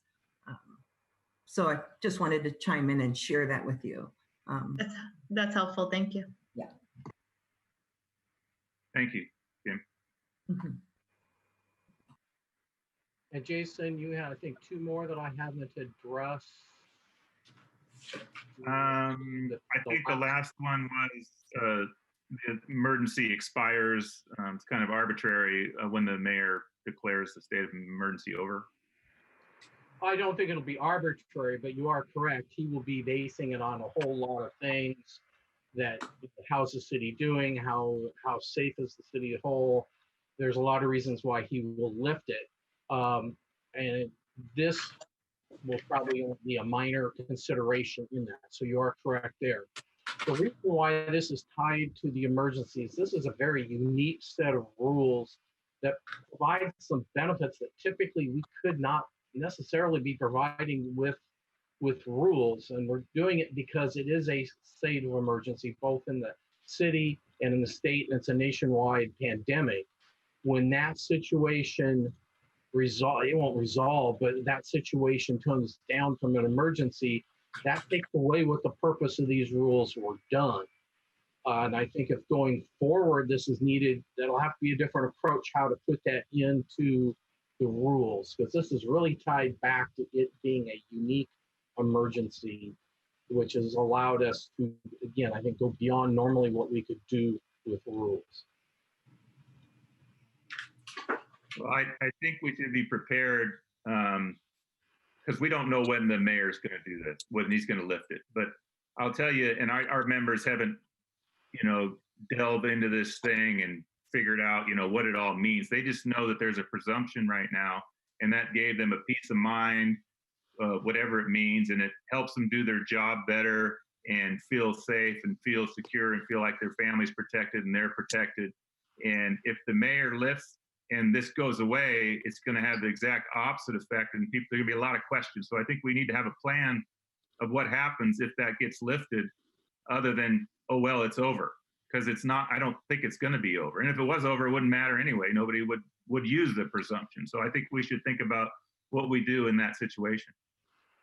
I agree, Jason. The challenge that we have here is we've used an emergency to do rules differently than we normally would, and to give benefits than what we probably normally could in a routine environment. So that's why it's tied to the emergency. I agree with you. I'm not certain how, because COVID itself is not going to go away, and there's still going to be people at risk getting it. The thing is that those rules are written outside the charter to some degree right now, and we're doing that under the emergency clause. City emergency clause is gone. We lose that ability to have rules that normally couldn't have been written without an emergency. So I agree with it, and Franco and I have talked about it. We can look at some things, but we're sort of put in an odd corner. What allowed us to write these rules goes away. It was the emergency, and when the emergency goes away, the ability to write these rules goes away. That's one more thing, Brian, before I forget. So does that, it's legally, or it's through the charter, it's tied to that emergency ordinance that the mayor declared, that there's something that says that anything we've done outside of normal has to go away when the declaration is pulled? Is that what you're saying? Franco, you want to look at this one? I don't think it's tied so directly to that, Trustee Lehman. I guess what I would just say is the need for a temporary rule to be put in place before the board could formally adopt it existed for the first time that I know of due to the pandemic. I think the emergency aspect of this makes it unique. I think the fact that COVID is something that there's no vaccine for makes it unique. I do think that the 30 days could go by the wayside. I mean, candidly, if the board wants to set some other limiting, impose some other limiting factor on this rule. I do think, though, that Sam is right that the rule itself should be temporary. with the assumption that COVID will be temporary too. And I don't know exactly policy-wise what the best, tail to put on this rule would be. 30 days seemed reasonable when we were drafting these in March, but the things are changing every day. So if the board wanted to do something else, you could, but I don't think it's leaving it as a permanent rule. I'm not sure is appropriate, but something that the board could, something that could exist long enough for the board to look at it again and decide whether to extend it, I think would make sense. I have two things. I've been listening and I appreciate all that. And I'm going to go back to letter D, and I'm going to discuss letter F as well.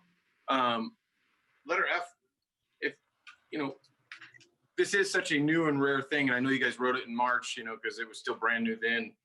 I'd be inclined to go 180 days. It's not a full year. It's not forever.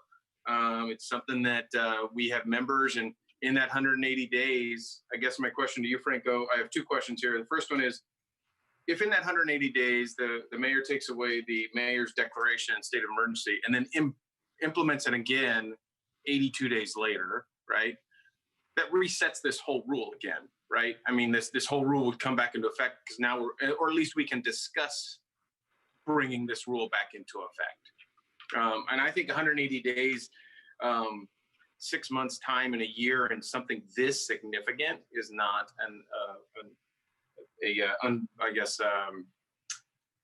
a bad request, something to give time. So that'd be my first thing. My second thing is, and I heard Franco, I heard you say it. I know you use the word seeks.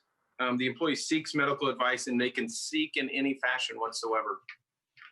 And I think Trustee Lehman will probably agree with me, but I want to kind of clarify with the other trustees. Being a part of Fpdr and working around my coworkers, and I'm sure Lehman would probably attest to this as well, they're not savvy. There are employees that aren't savvy enough to understand what they need to do. And when you put a time restriction on them and they miss that time restriction, there's always the Fpdr issue of, well, you didn't seek, you didn't call, you didn't email, you didn't do anything. And so I think just out of, how do I say it correctly? And I'm not trying to insult our members, their inability to get something done in an effective way by not knowing the rules, because we all know, we're sitting here reading it. They don't know the rules. And I think when we put the word seeks medical advice within 48 hours, I think that really limits them. And I understand what Franco is saying. It's any time. We have members out there that won't do that. They just, that's not the way the function of the membership works, if that makes sense. Brian, how would you change that? Seeks medical advice, would you put a time limit on it or change that to a softer word? How would you deal with it? You're on mute, Brian. Thank you. My bad. Finger touch. Take 48 hours out. We're talking about a problem here that could come up at any time. I think Trustee Fouts said, we have no idea. You could be a carrier forever, never have a symptom, right? This is so unknown. Why have any time restriction? Why not just take the restriction out? Just seek medical advice. And if you seek medical advice, whether it's a day after or up to 6 months after the declaration is over, you're covered in this. You're protected from the COVID as best that we can protect you. Because we can't just give a blank check forever. And I understand that's not what I'm asking, but we have to understand that membership, they don't understand the rules like we do. And I think we have to give them as big of a blanket as possible, but not a blank check, if that makes sense. Yeah, I would suggest that we consider reasonable time. So seeks medical advice within a reasonable time connected to the exposure, because my understanding of subsection D is that it's related to a known exposure in the workplace that does not necessarily arise in a diagnosis of COVID, but possibly a need to self-quarantine for a period of time. So reasonable time can be based on the facts and circumstances and what the officer knew or experienced. I think that's a fair statement because, you know, what is a reasonable time? You know, if they can articulate, well, I didn't feel well last week, I just chose not to do anything. I can see a denial out of that. It's like, you know, hey, you do have a responsibility here. So I actually like that term.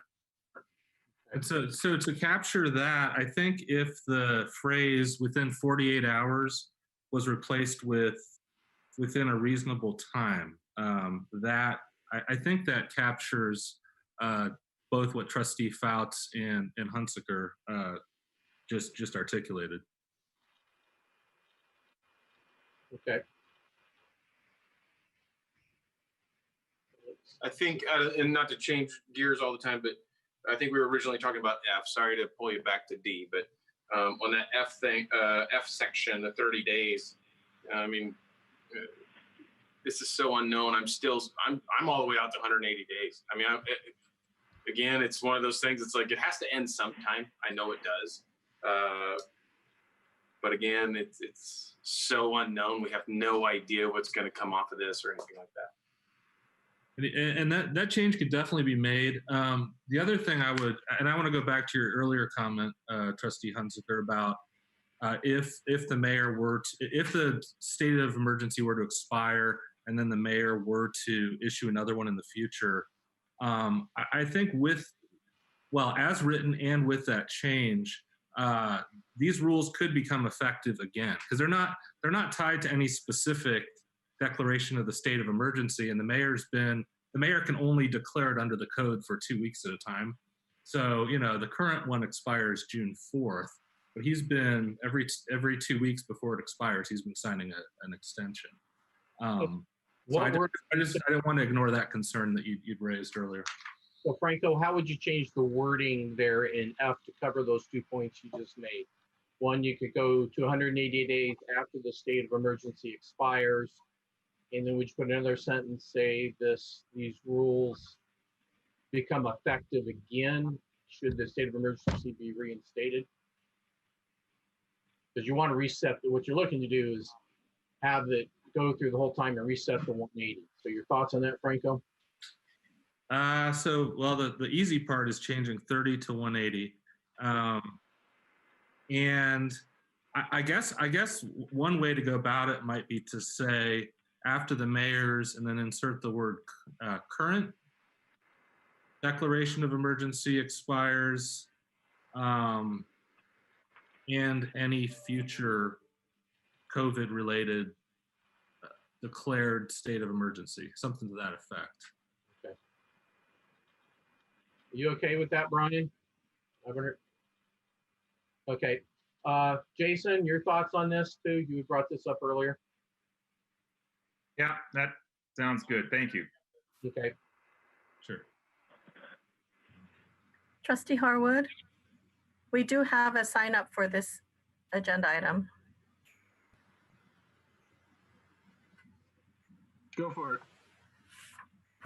If you're done with the discussion, Attorney Nelson Hall wanted to speak on this matter.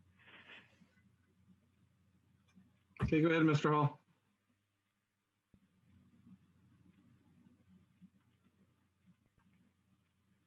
Nelson, you're on mute. Okay, can you hear me now? Yeah, gotcha. Thank you, everyone. Again, by introduction, Nelson Hall, I have the privilege, for those who don't know me all that well, I have the privilege, the honor of representing Portland firefighters and police officers in the Fpdr system for their disability claims. And in that regard, have the privilege of working with Franco on these. I think he and I are the only two attorneys that actually appear in the contested cases. So on behalf of the fire and police officers that I represent, thank you for hearing me today. I've been listening to the discussion, making some notes because some of what you all have been discussing, including some proposed edits and so on, are also points that I wanted to address. When I come to those areas, I will try to speed up and move forward. But if you would please allow me to stop and ask just some fundamental questions, because it's in my brain, it's the fundamental questions that drive the details, that drive the wording of, should it be this word or that word. So if we start with, and by the way, I also want to, let me go back one half step. I really want to start with a thank you, a sincere thank you, Sam, to you and to Franco, Kim, the others, those who jumped on this early on, because we know the context of this was hitting the world. And what were we going to do for testing? And fire and police in Portland, it was like testing was not even available. And all of a sudden somebody was suspected of exposure and somebody was being quarantined. Sam's point aside about an employer shouldn't be the one to dictate a quarantine, it should be medically, blah, blah, blah.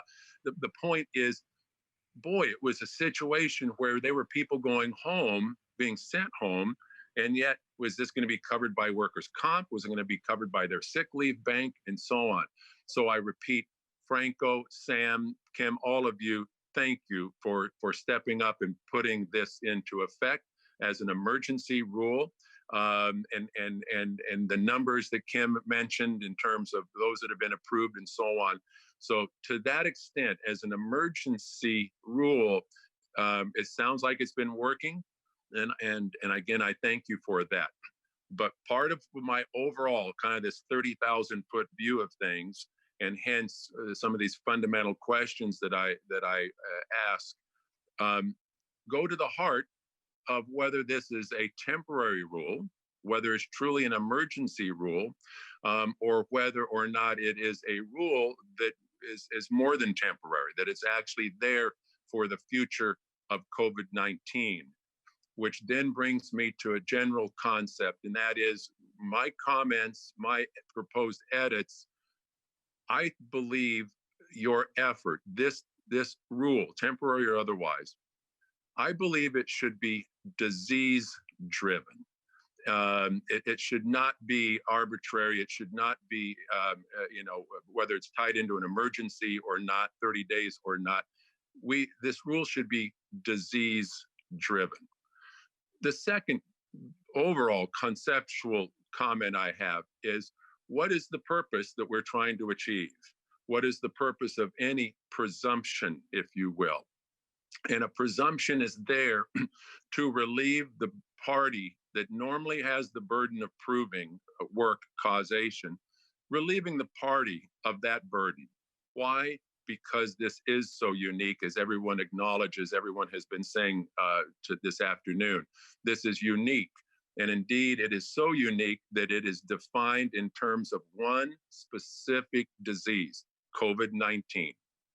And so again, the notion of it being medically driven, and secondly, the purpose, it's a presumption, and it is a presumption to respond to a crisis situation where normal burdens of proof, normal processes, including the timing of filing claims and so on, really are out the window. Why? Because COVID-19 is so novel, as indeed its diagnosis criteria. It's a novel virus. So now, with that in mind, I would start, and by the way, I think the intent that I've heard, including Franco's explanations, there is maybe a difference between intent and indeed how Kim is carrying this out versus the wording itself.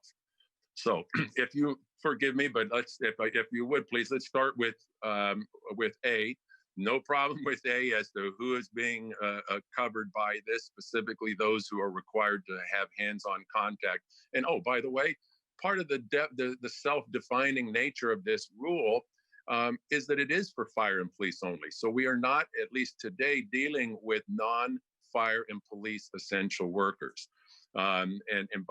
Because it is a defined population that specifically are required to have face-to-face, hands-on contact with the public, the scope of coverage, the employees, again, should take out some of the concern that would normally be debated when it comes to any presumption.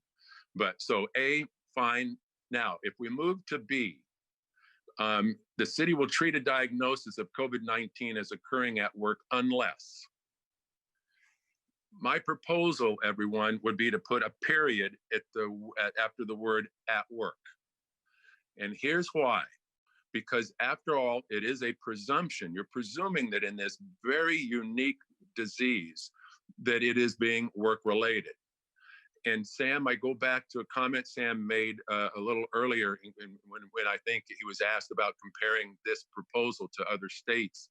And Sam says, you know, ultimately the task is this tied back to work, I think was Sam's expression, tied back to work.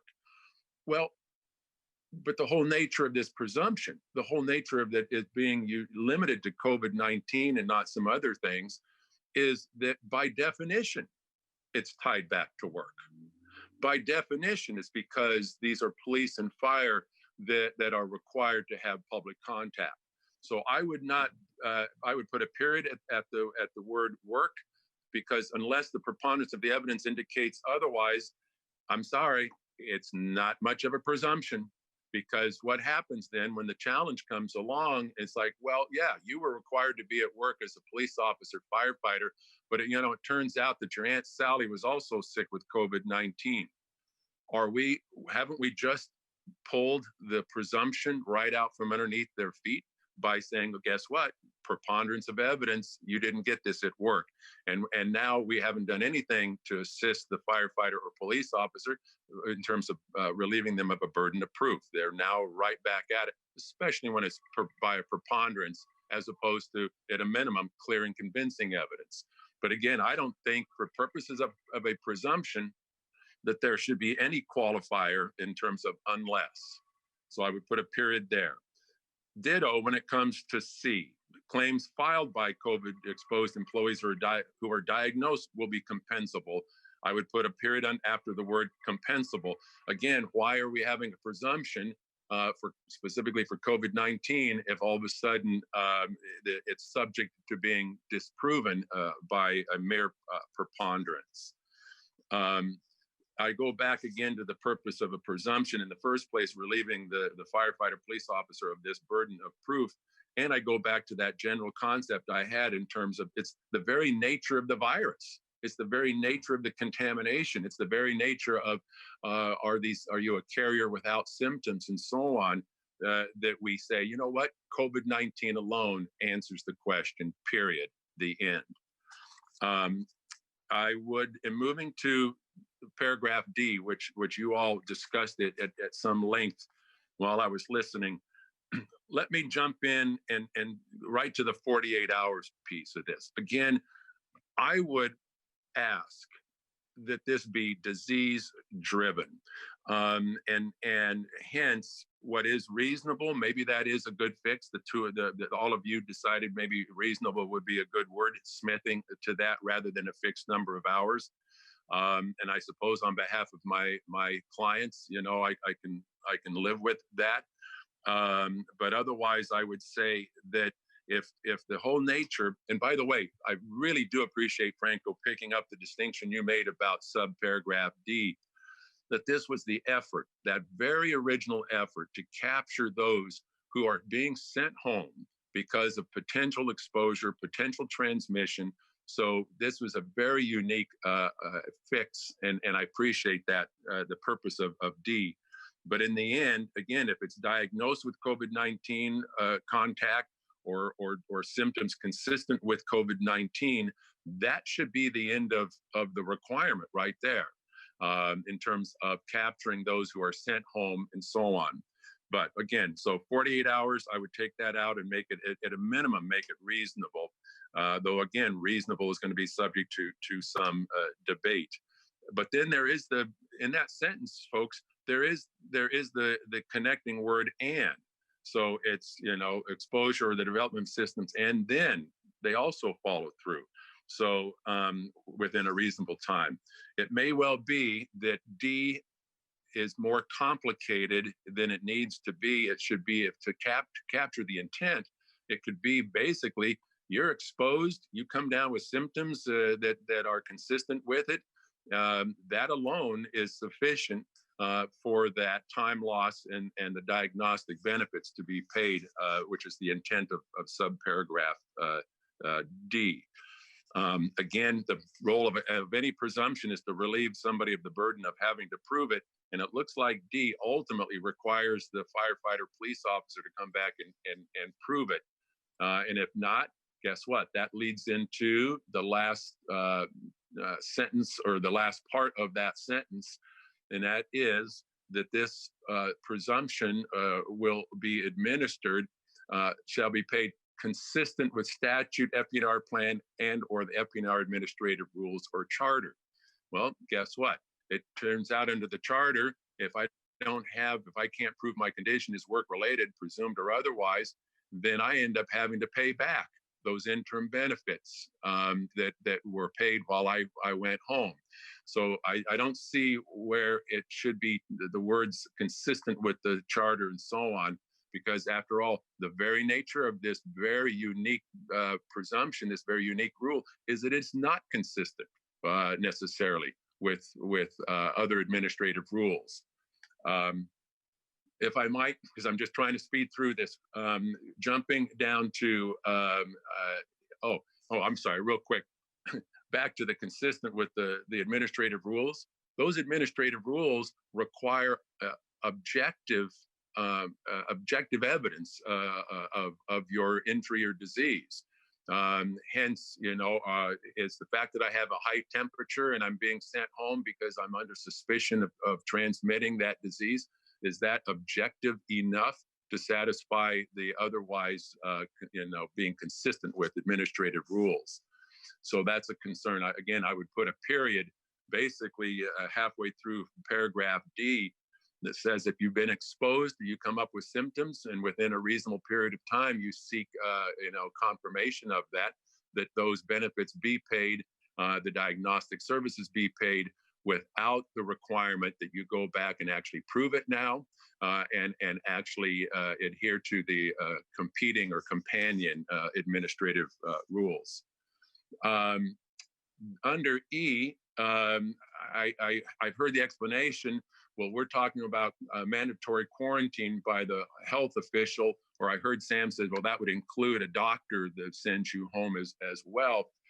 But I'm not sure why in this situation, given the unique nature of this disease, why it cannot be the employer. Why, I mean, if the chief tells me I'm going home because after all, I may have been exposed, or after all, I may be a transmitter, that's not my choice to go home. So I'm not sure why we're limiting that quarantine to a medical authority. Again, if the purpose is to try and capture that very unique phenomenon, which is the employee is being sent home quarantined under suspicion of exposure or transmission. And again, I have the concern with little e, paragraph little e, in terms of the provision shall be consistent with the charter, statutes, and so on.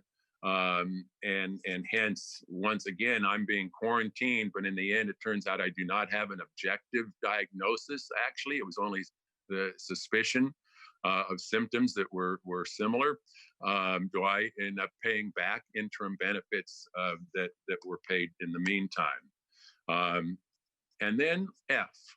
My fundamental question is, why is this being discussed in terms of a temporary rule? As everybody seems to acknowledge, we know so little about COVID-19 at this point.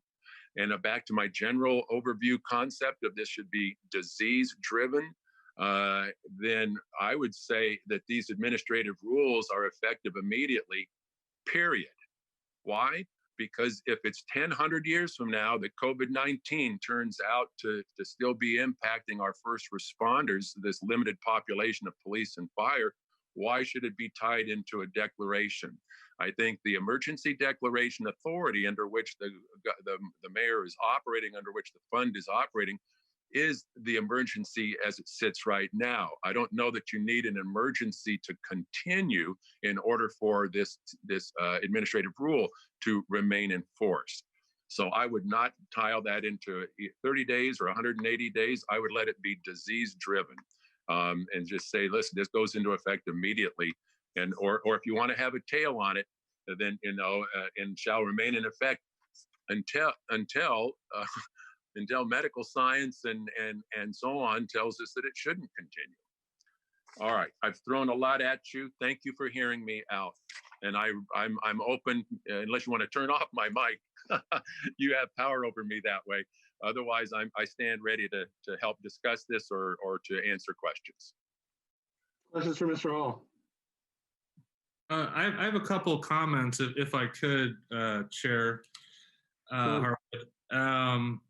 Risk management, I think, passed the same rules for every other city employee, or very similar rules. So I assume Mr. Hall doesn't know that, but I don't want you to be misled into thinking that this is just for fire police. The second thing I would note is every other presumption that the voters of the city of Portland, not lobbyists, not other interest groups, but the voters of the city of Portland have included in the Fpdr plan is a rebuttable presumption by preponderance of the evidence. So the nature of a presumption is for it to be rebuttable. It's a presumption. It is not a guarantee of coverage. Just by the textbook or the dictionary definition of it.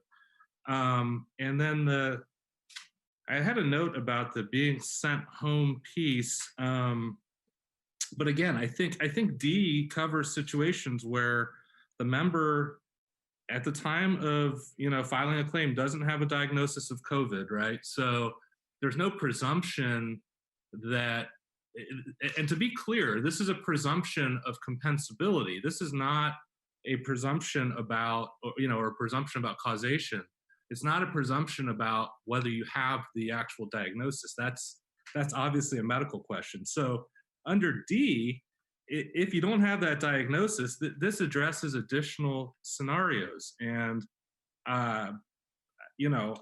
I don't want to say these are a bunch of solutions in search of a problem, but, Sam was way out ahead of risk management on adopting these rules. And again, this is an idea that seemed to be a good one for the city workforce, not just for fire and police. Mr. Chair, if I might. Go ahead. Yeah, thank you. And I appreciate the distinction Franco was just making, except what's in front of you is not risk management. And so when I say that this is limited to fire and police, Franco is correct. I did not know that risk management may have a similar presumption for the rest of the city workforce. But today, this and before you, this is very specific to fire and police. So I don't want to, I don't mean to or intend to second guess how the presumption would be applied for the rest of the city. And then, I agree with Franco that rebuttable presumptions are just that, they are rebuttable. But in this case, what is the presumption? The presumption is that you have COVID-19 or symptoms consistent with it, or that you've been exposed to somebody with COVID-19. So I think to the extent that this presumption would be rebuttable, and it should be, it would be that this officer does not have COVID-19, or this officer was not exposed to somebody or did not have symptoms consistent with COVID-19. So the pushback, the rebuttal is as to the disease itself, not a rebuttal to this exposure, because again, that's the whole reason or the whole need for a presumption is what I heard trustees ask about is riding in an elevator as a firefighter or a police officer. You don't know. I mean, this is so unique that it really should be, the rebuttal should be limited to that you don't have COVID-19, you don't have consistent symptoms with COVID-19, or guess what? You weren't sent home by a doctor. Thank you. Mm-hmm. I don't know if the board wants to hear more on this, but a presumption concerns causation of a diagnosed condition, not a presumption that you have something that you don't. I mean, Mr. Hall and I, it's just spent about 5 years litigating a different presumption under the charter, a rebuttable presumption. And it was about the cause, not about whether you have the condition. And for those who do not have the condition, but file a claim, subsection D applies to them. It gives limited benefits for the time they need to take off to be evaluated, to get medical treatment. And it might turn out they don't have COVID-19. Well, they're still made whole, but you wouldn't presume they have a condition that a test comes back negative for. That just is not the way it works. I'm sorry. Can I just step in here for a second? I appreciate both sides on this. We both have different clients per se, even though we're trying to get to the same solution. I think from the member standpoint, people just want to be supported. They're not going to get into how deep this goes, but they just want to, be protected and supported in this situation. So I appreciate everybody's opinion on that. So that's what I have on that. I agree. I mean, certainly a presumption is rebuttable, and the question may be the standard of proof to rebut the presumption.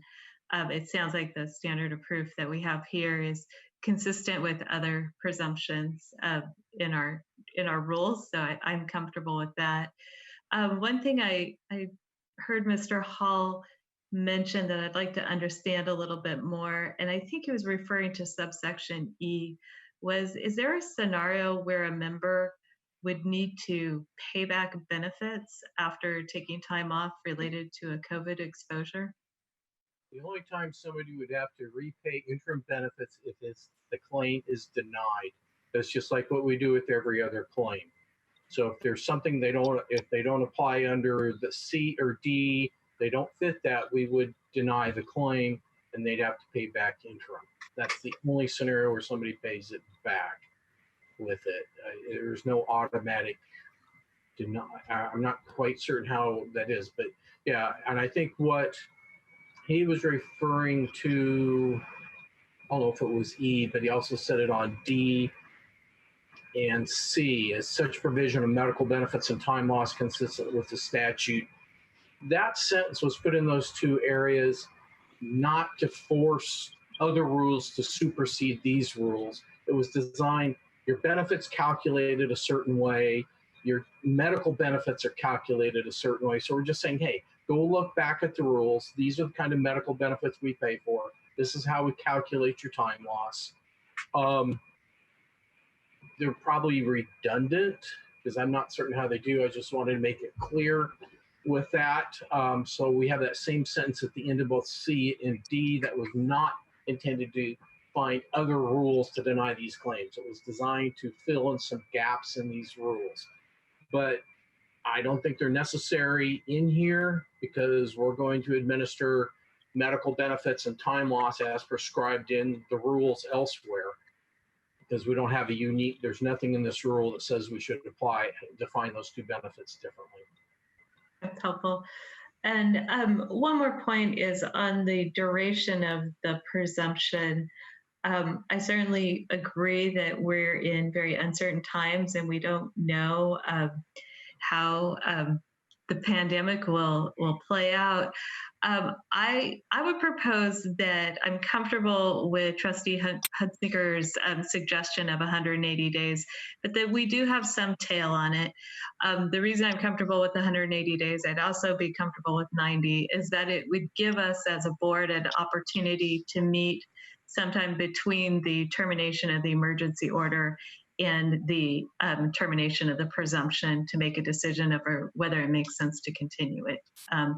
Given what we'll see in the future, a vaccine, treatment, I mean, our situation could change quite a bit in the coming months.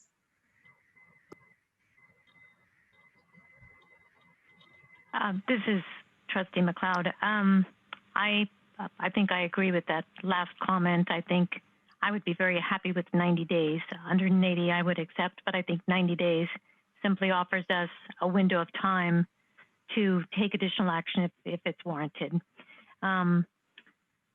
and I don't think we've gone longer than 90 days between meetings, even here in the spring when things were at their worst.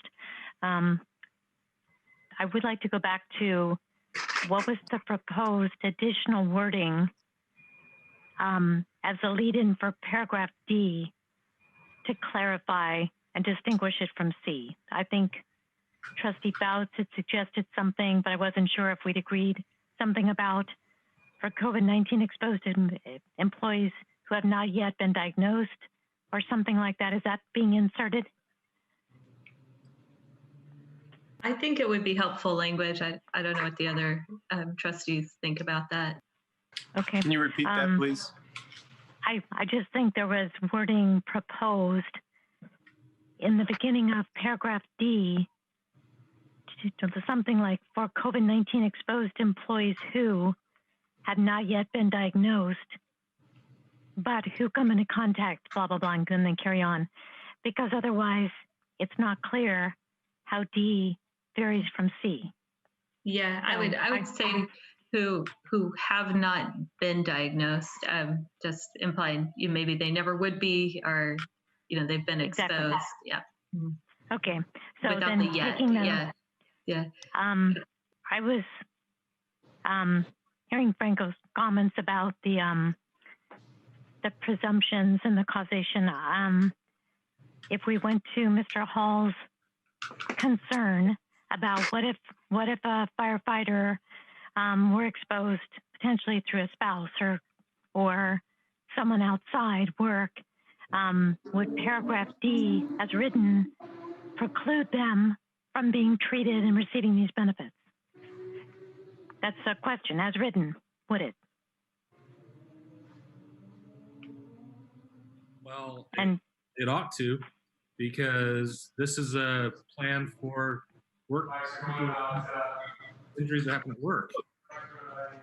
And that's the limitation that the balance that I think we were trying to achieve when we wrote this was, how do we, as Trustee Lehman said, make the members feel comfortable and acknowledge that they're doing dangerous work and they might be exposed to this, but you can't alter the plan to provide a benefit for the city has other benefit plans for. I agree. I'm just trying to get that clearly out on the table, because Mr. Hall was suggesting that type of incidence of disease should be presumed to be covered. And I'm just trying to clarify, is that the intent?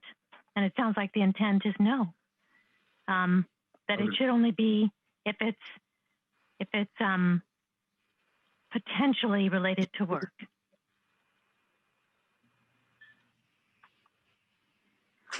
I think that's right. That is right, Trustee McLeod.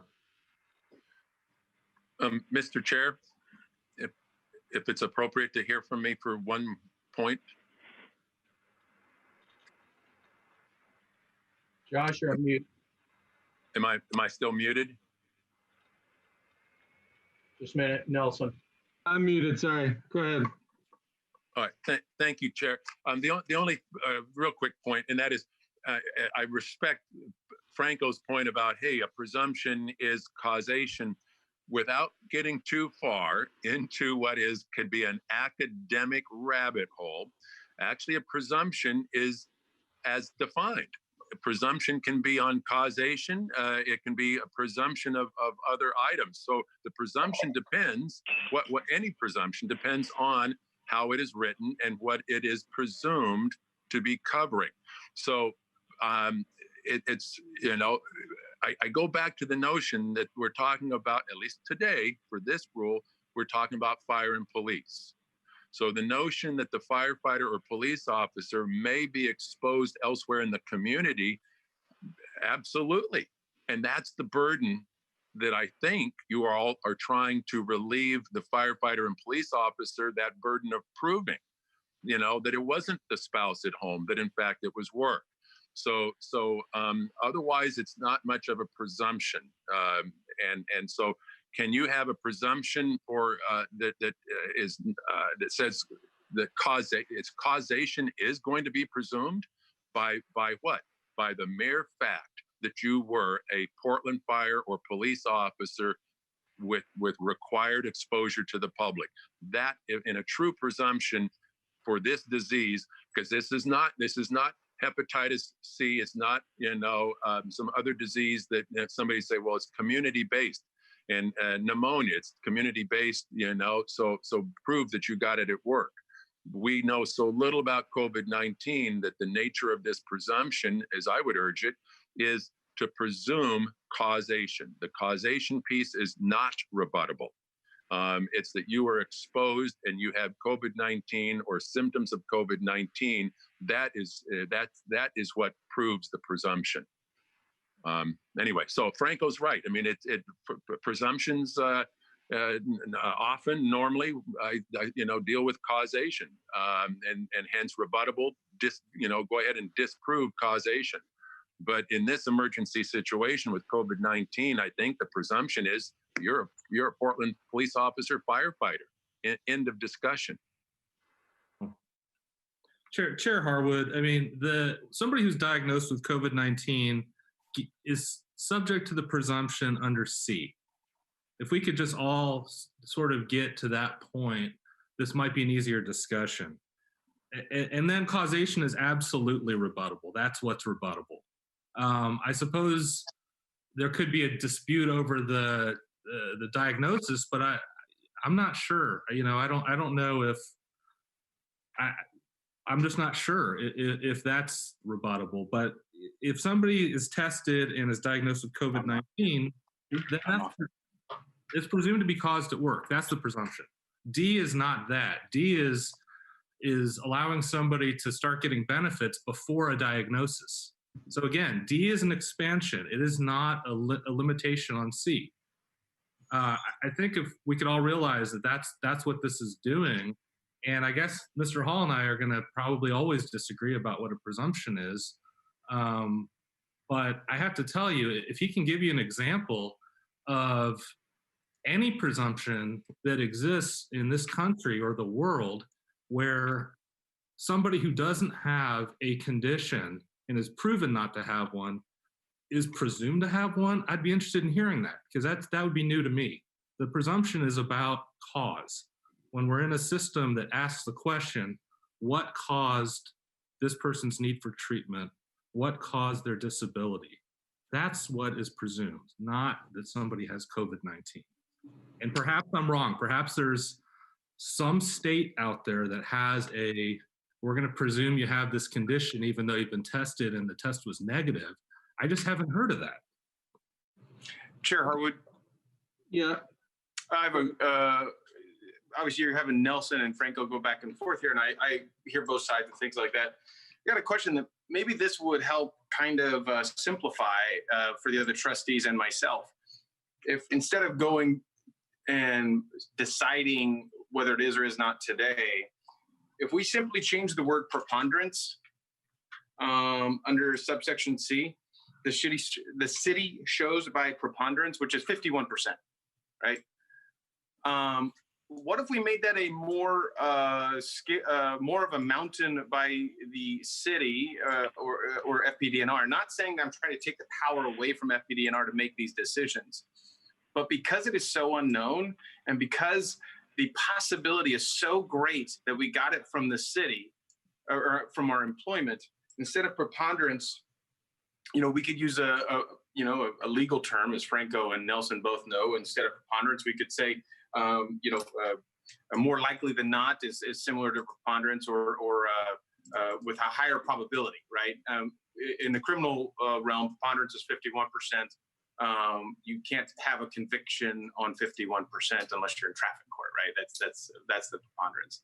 You see where I'm playing with the words that don't change the rules. It just changes from 51%. The city really has to be able to draw and navigate that we did not get the disease from our employment. So, Brian, the phrase you're looking for is clear and convincing. That's the same term that's used in the PTSD presumption.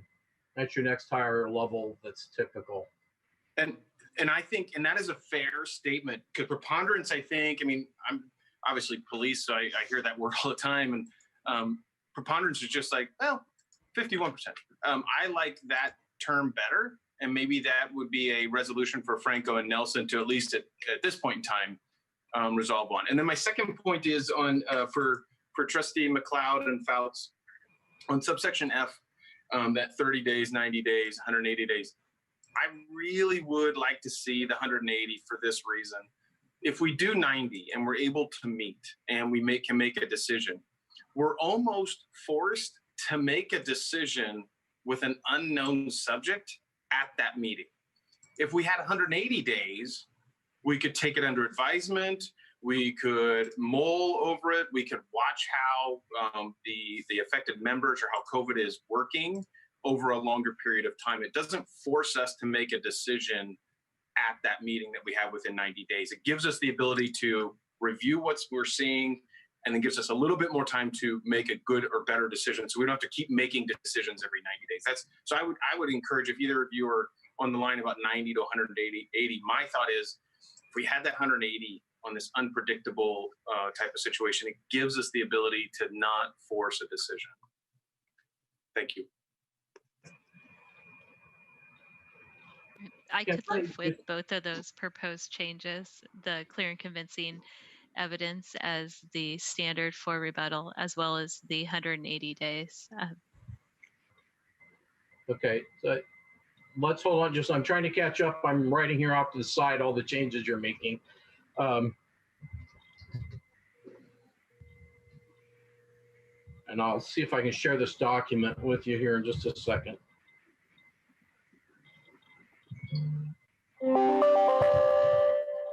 And Sam, while you're doing that, not to throw more at you, but I was still on section D. I think we all kind of had a rough idea that 48 hours would be taken out, and reasonable time, I think, was a term used by Trustee Fouts, which I think is a fair statement.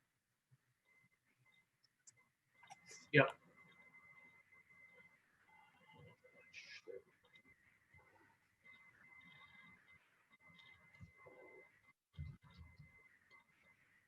I would just add one more thing, Chair Harwood, and this is in response to Trustee Hunsaker, and he's right. Preponderance of the evidence is more likely than not. And the board could definitely make a policy decision to make the standard of proof be clear and convincing evidence.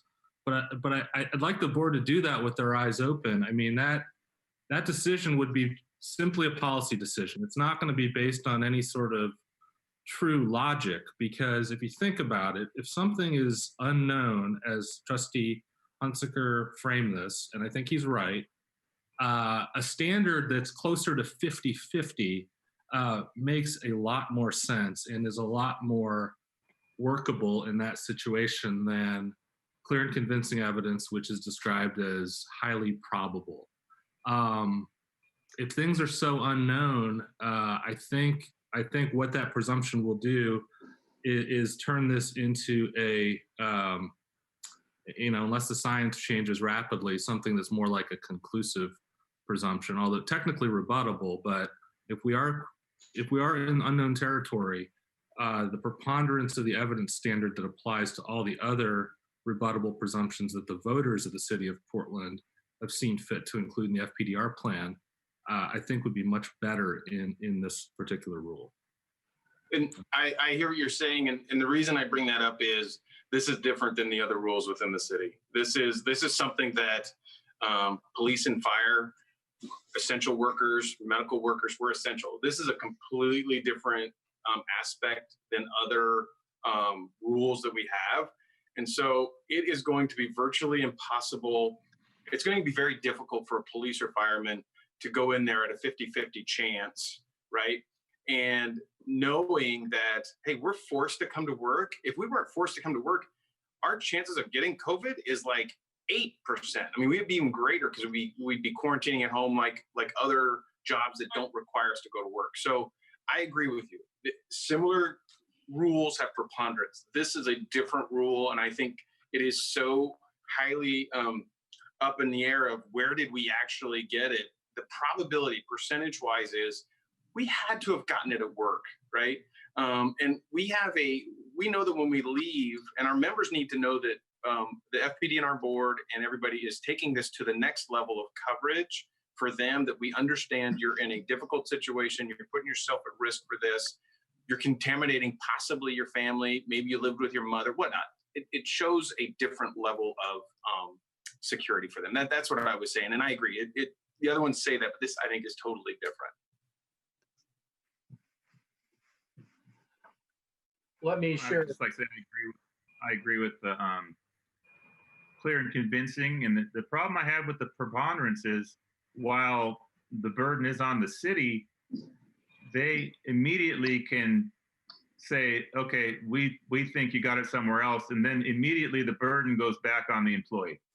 So the employee has to file an appeal. They have to get an attorney. They have to do whatever it takes to get back over the top. So I think it's easy for the city, even though you wouldn't do it, I don't think, without doing your research, but it's easier to say, well, we think there's enough evidence that you got it somewhere else, so we're just going to deny it.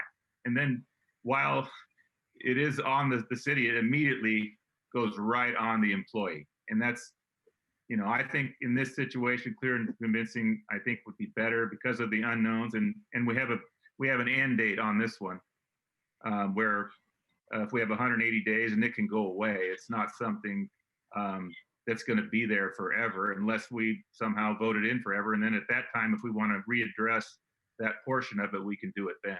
So I agree with the amendments that Trustee Hunsinger and Trustee Fouts have.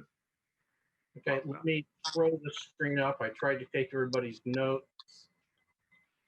Okay. What are you seeing on your screen? Are you seeing a document on the screen that has the rules on it? I see it now. Yeah. Okay, good. So if you come down to this document here, you'll note that I tried to highlight changes. So in B and C, clear and convincing instead of preponderance. D, we took out, we added that one sentence, employees who have not yet been diagnosed with COVID. I think that came from you, Liz. We put in reasonable time instead of 48 hours. And then down at the bottom, we put it 180 days. And then because we're going to need to wordsmith a couple of these changes, but if you approve these, we'll wordsmith and put them out. So Franco had basically a statement at the end, reinstated the mayor in the emergency. So Sam, one change to D is I would delete yet. So it's employees who have been exposed but not diagnosed with COVID, because I wouldn't want to give the impression that there's a condition that they are at some point later actually diagnosed with COVID. Okay, I took that out. I don't know if you can see it crossed out. Okay. Otherwise, I agree with your changes. And these might just be Scrivener's changes, but in the sections where you change the preponderance to clear and convincing, there's some prepositions and some articles that need to come out. And we can maybe just clean those up as housekeeping later, unless the board wants to go through them right now.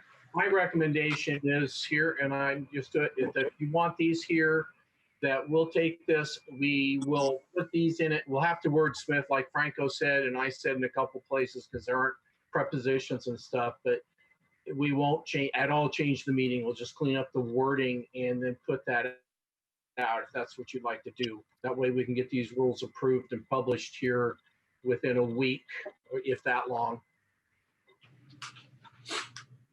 But that's up to you all to just give us that authority. Yeah, if and when I make a motion on this, like I would put that there's obviously grammatical and English corrections that can be made. As Franco had pointed out, I think that's a good solution to it. Yep. Go for it, Trustee Hunsinger. I'm sorry, what was that? I said go for it. I make a motion that we accept the proposed administrative rules 5-7-04 claim approval or denial for the subsection 5 COVID-19 claims, as we have discussed, as per our discussion, and the modifications here presented by Director Hutchison. I second. I'll second it. And the motion's been made and seconded. Are there, all those in favor say aye. Aye. Aye. All those opposed? All right, motion passes. Kathy, do we need to do another vote on the thing overall, or just as amended is fine? Yeah, as amended is fine. Okay. Okay, All right. Kat, I'll forward this to you for the official record. Okay. And it probably communicated. Mr. Chair, can you hear me? Yes. If I might, just a closing comment. By the way, in what you just adopted, this clear and convincing, and maybe it's part of the wordsmithing that Franco and Sam will take care of. But in one paragraph, it says, clear and convincing indicates X. And then the other one, it says, clear and convincing shows X. I think in both of those situations, the word, it should be proved. In other words, if the city proves by clear and convincing versus, well, I'm not sure what indicates even means and what shows even means, but those two words ought to be probably put into a legal term of art, which is to prove by the clear and convincing of that. Otherwise, I wanted to simply go on record as, again, thanking you all for hearing me out today, and specifically thanking Sam and Franco, Kim, all of you for the effort you put into this right out of the gate. Thank you on behalf of the fire and police members I represent. Thank you, Mr. Hall. I have a hard out at 4, so whatever else you guys have, to the extent you want to go over expenditures or anything else? Well, I had some points on what's happened with the declaration of emergency. I've got notes. I'll probably just send it to everybody. There'll be outline of what's happened both for FPDR staff and in the Bureau, what we've done during in response to this. And there's a lot of good information. So I'll clean this up and send it out to you all so we don't have to do it during the meeting. So I think the only one thing that we needed really to do, if anything, that's up to you, Stacy, if you want to quickly go over expenditures and then budget changes. And then I have one more thing after that. I can be super fast. There is really nothing of note in the monthly expenditure report. I can put it up on the screen if folks are interested, but I think you have your own copies.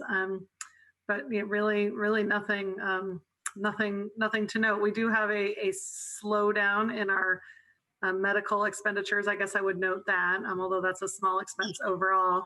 And that is due, we think, to the non-essential, a lot of the non-essential medical procedures being postponed and put off for the last couple of months, and that some of the less essential procedures that our members receive for disabilities have been postponed. So we do expect that to sort of recover here in the next couple of months.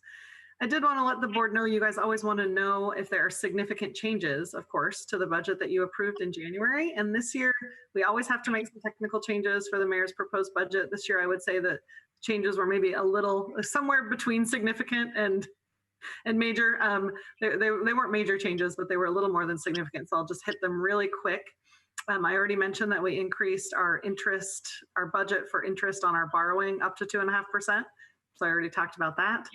And then we also changed our personnel services budget by quite a bit. And that's because all of the non-represented staff in the city, and most FPDR staff are non-represented, will no longer receive a cost of living adjustment on July 1, and they won't receive any sort of merit increases or anything like that next year as well. And then in addition, there'll be most non-represented staff are doing 10 furlough days between now and October.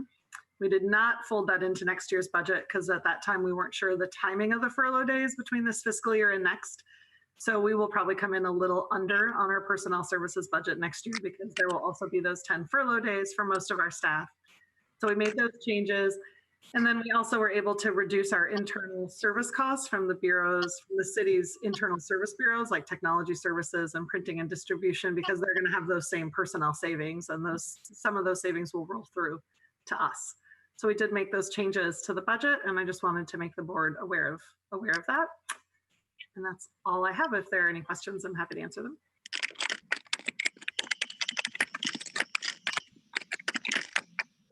One last thing before we go is the future meetings. We have nothing for the July agenda, so we'll keep that open. We'll get back to you early July if we hear nothing.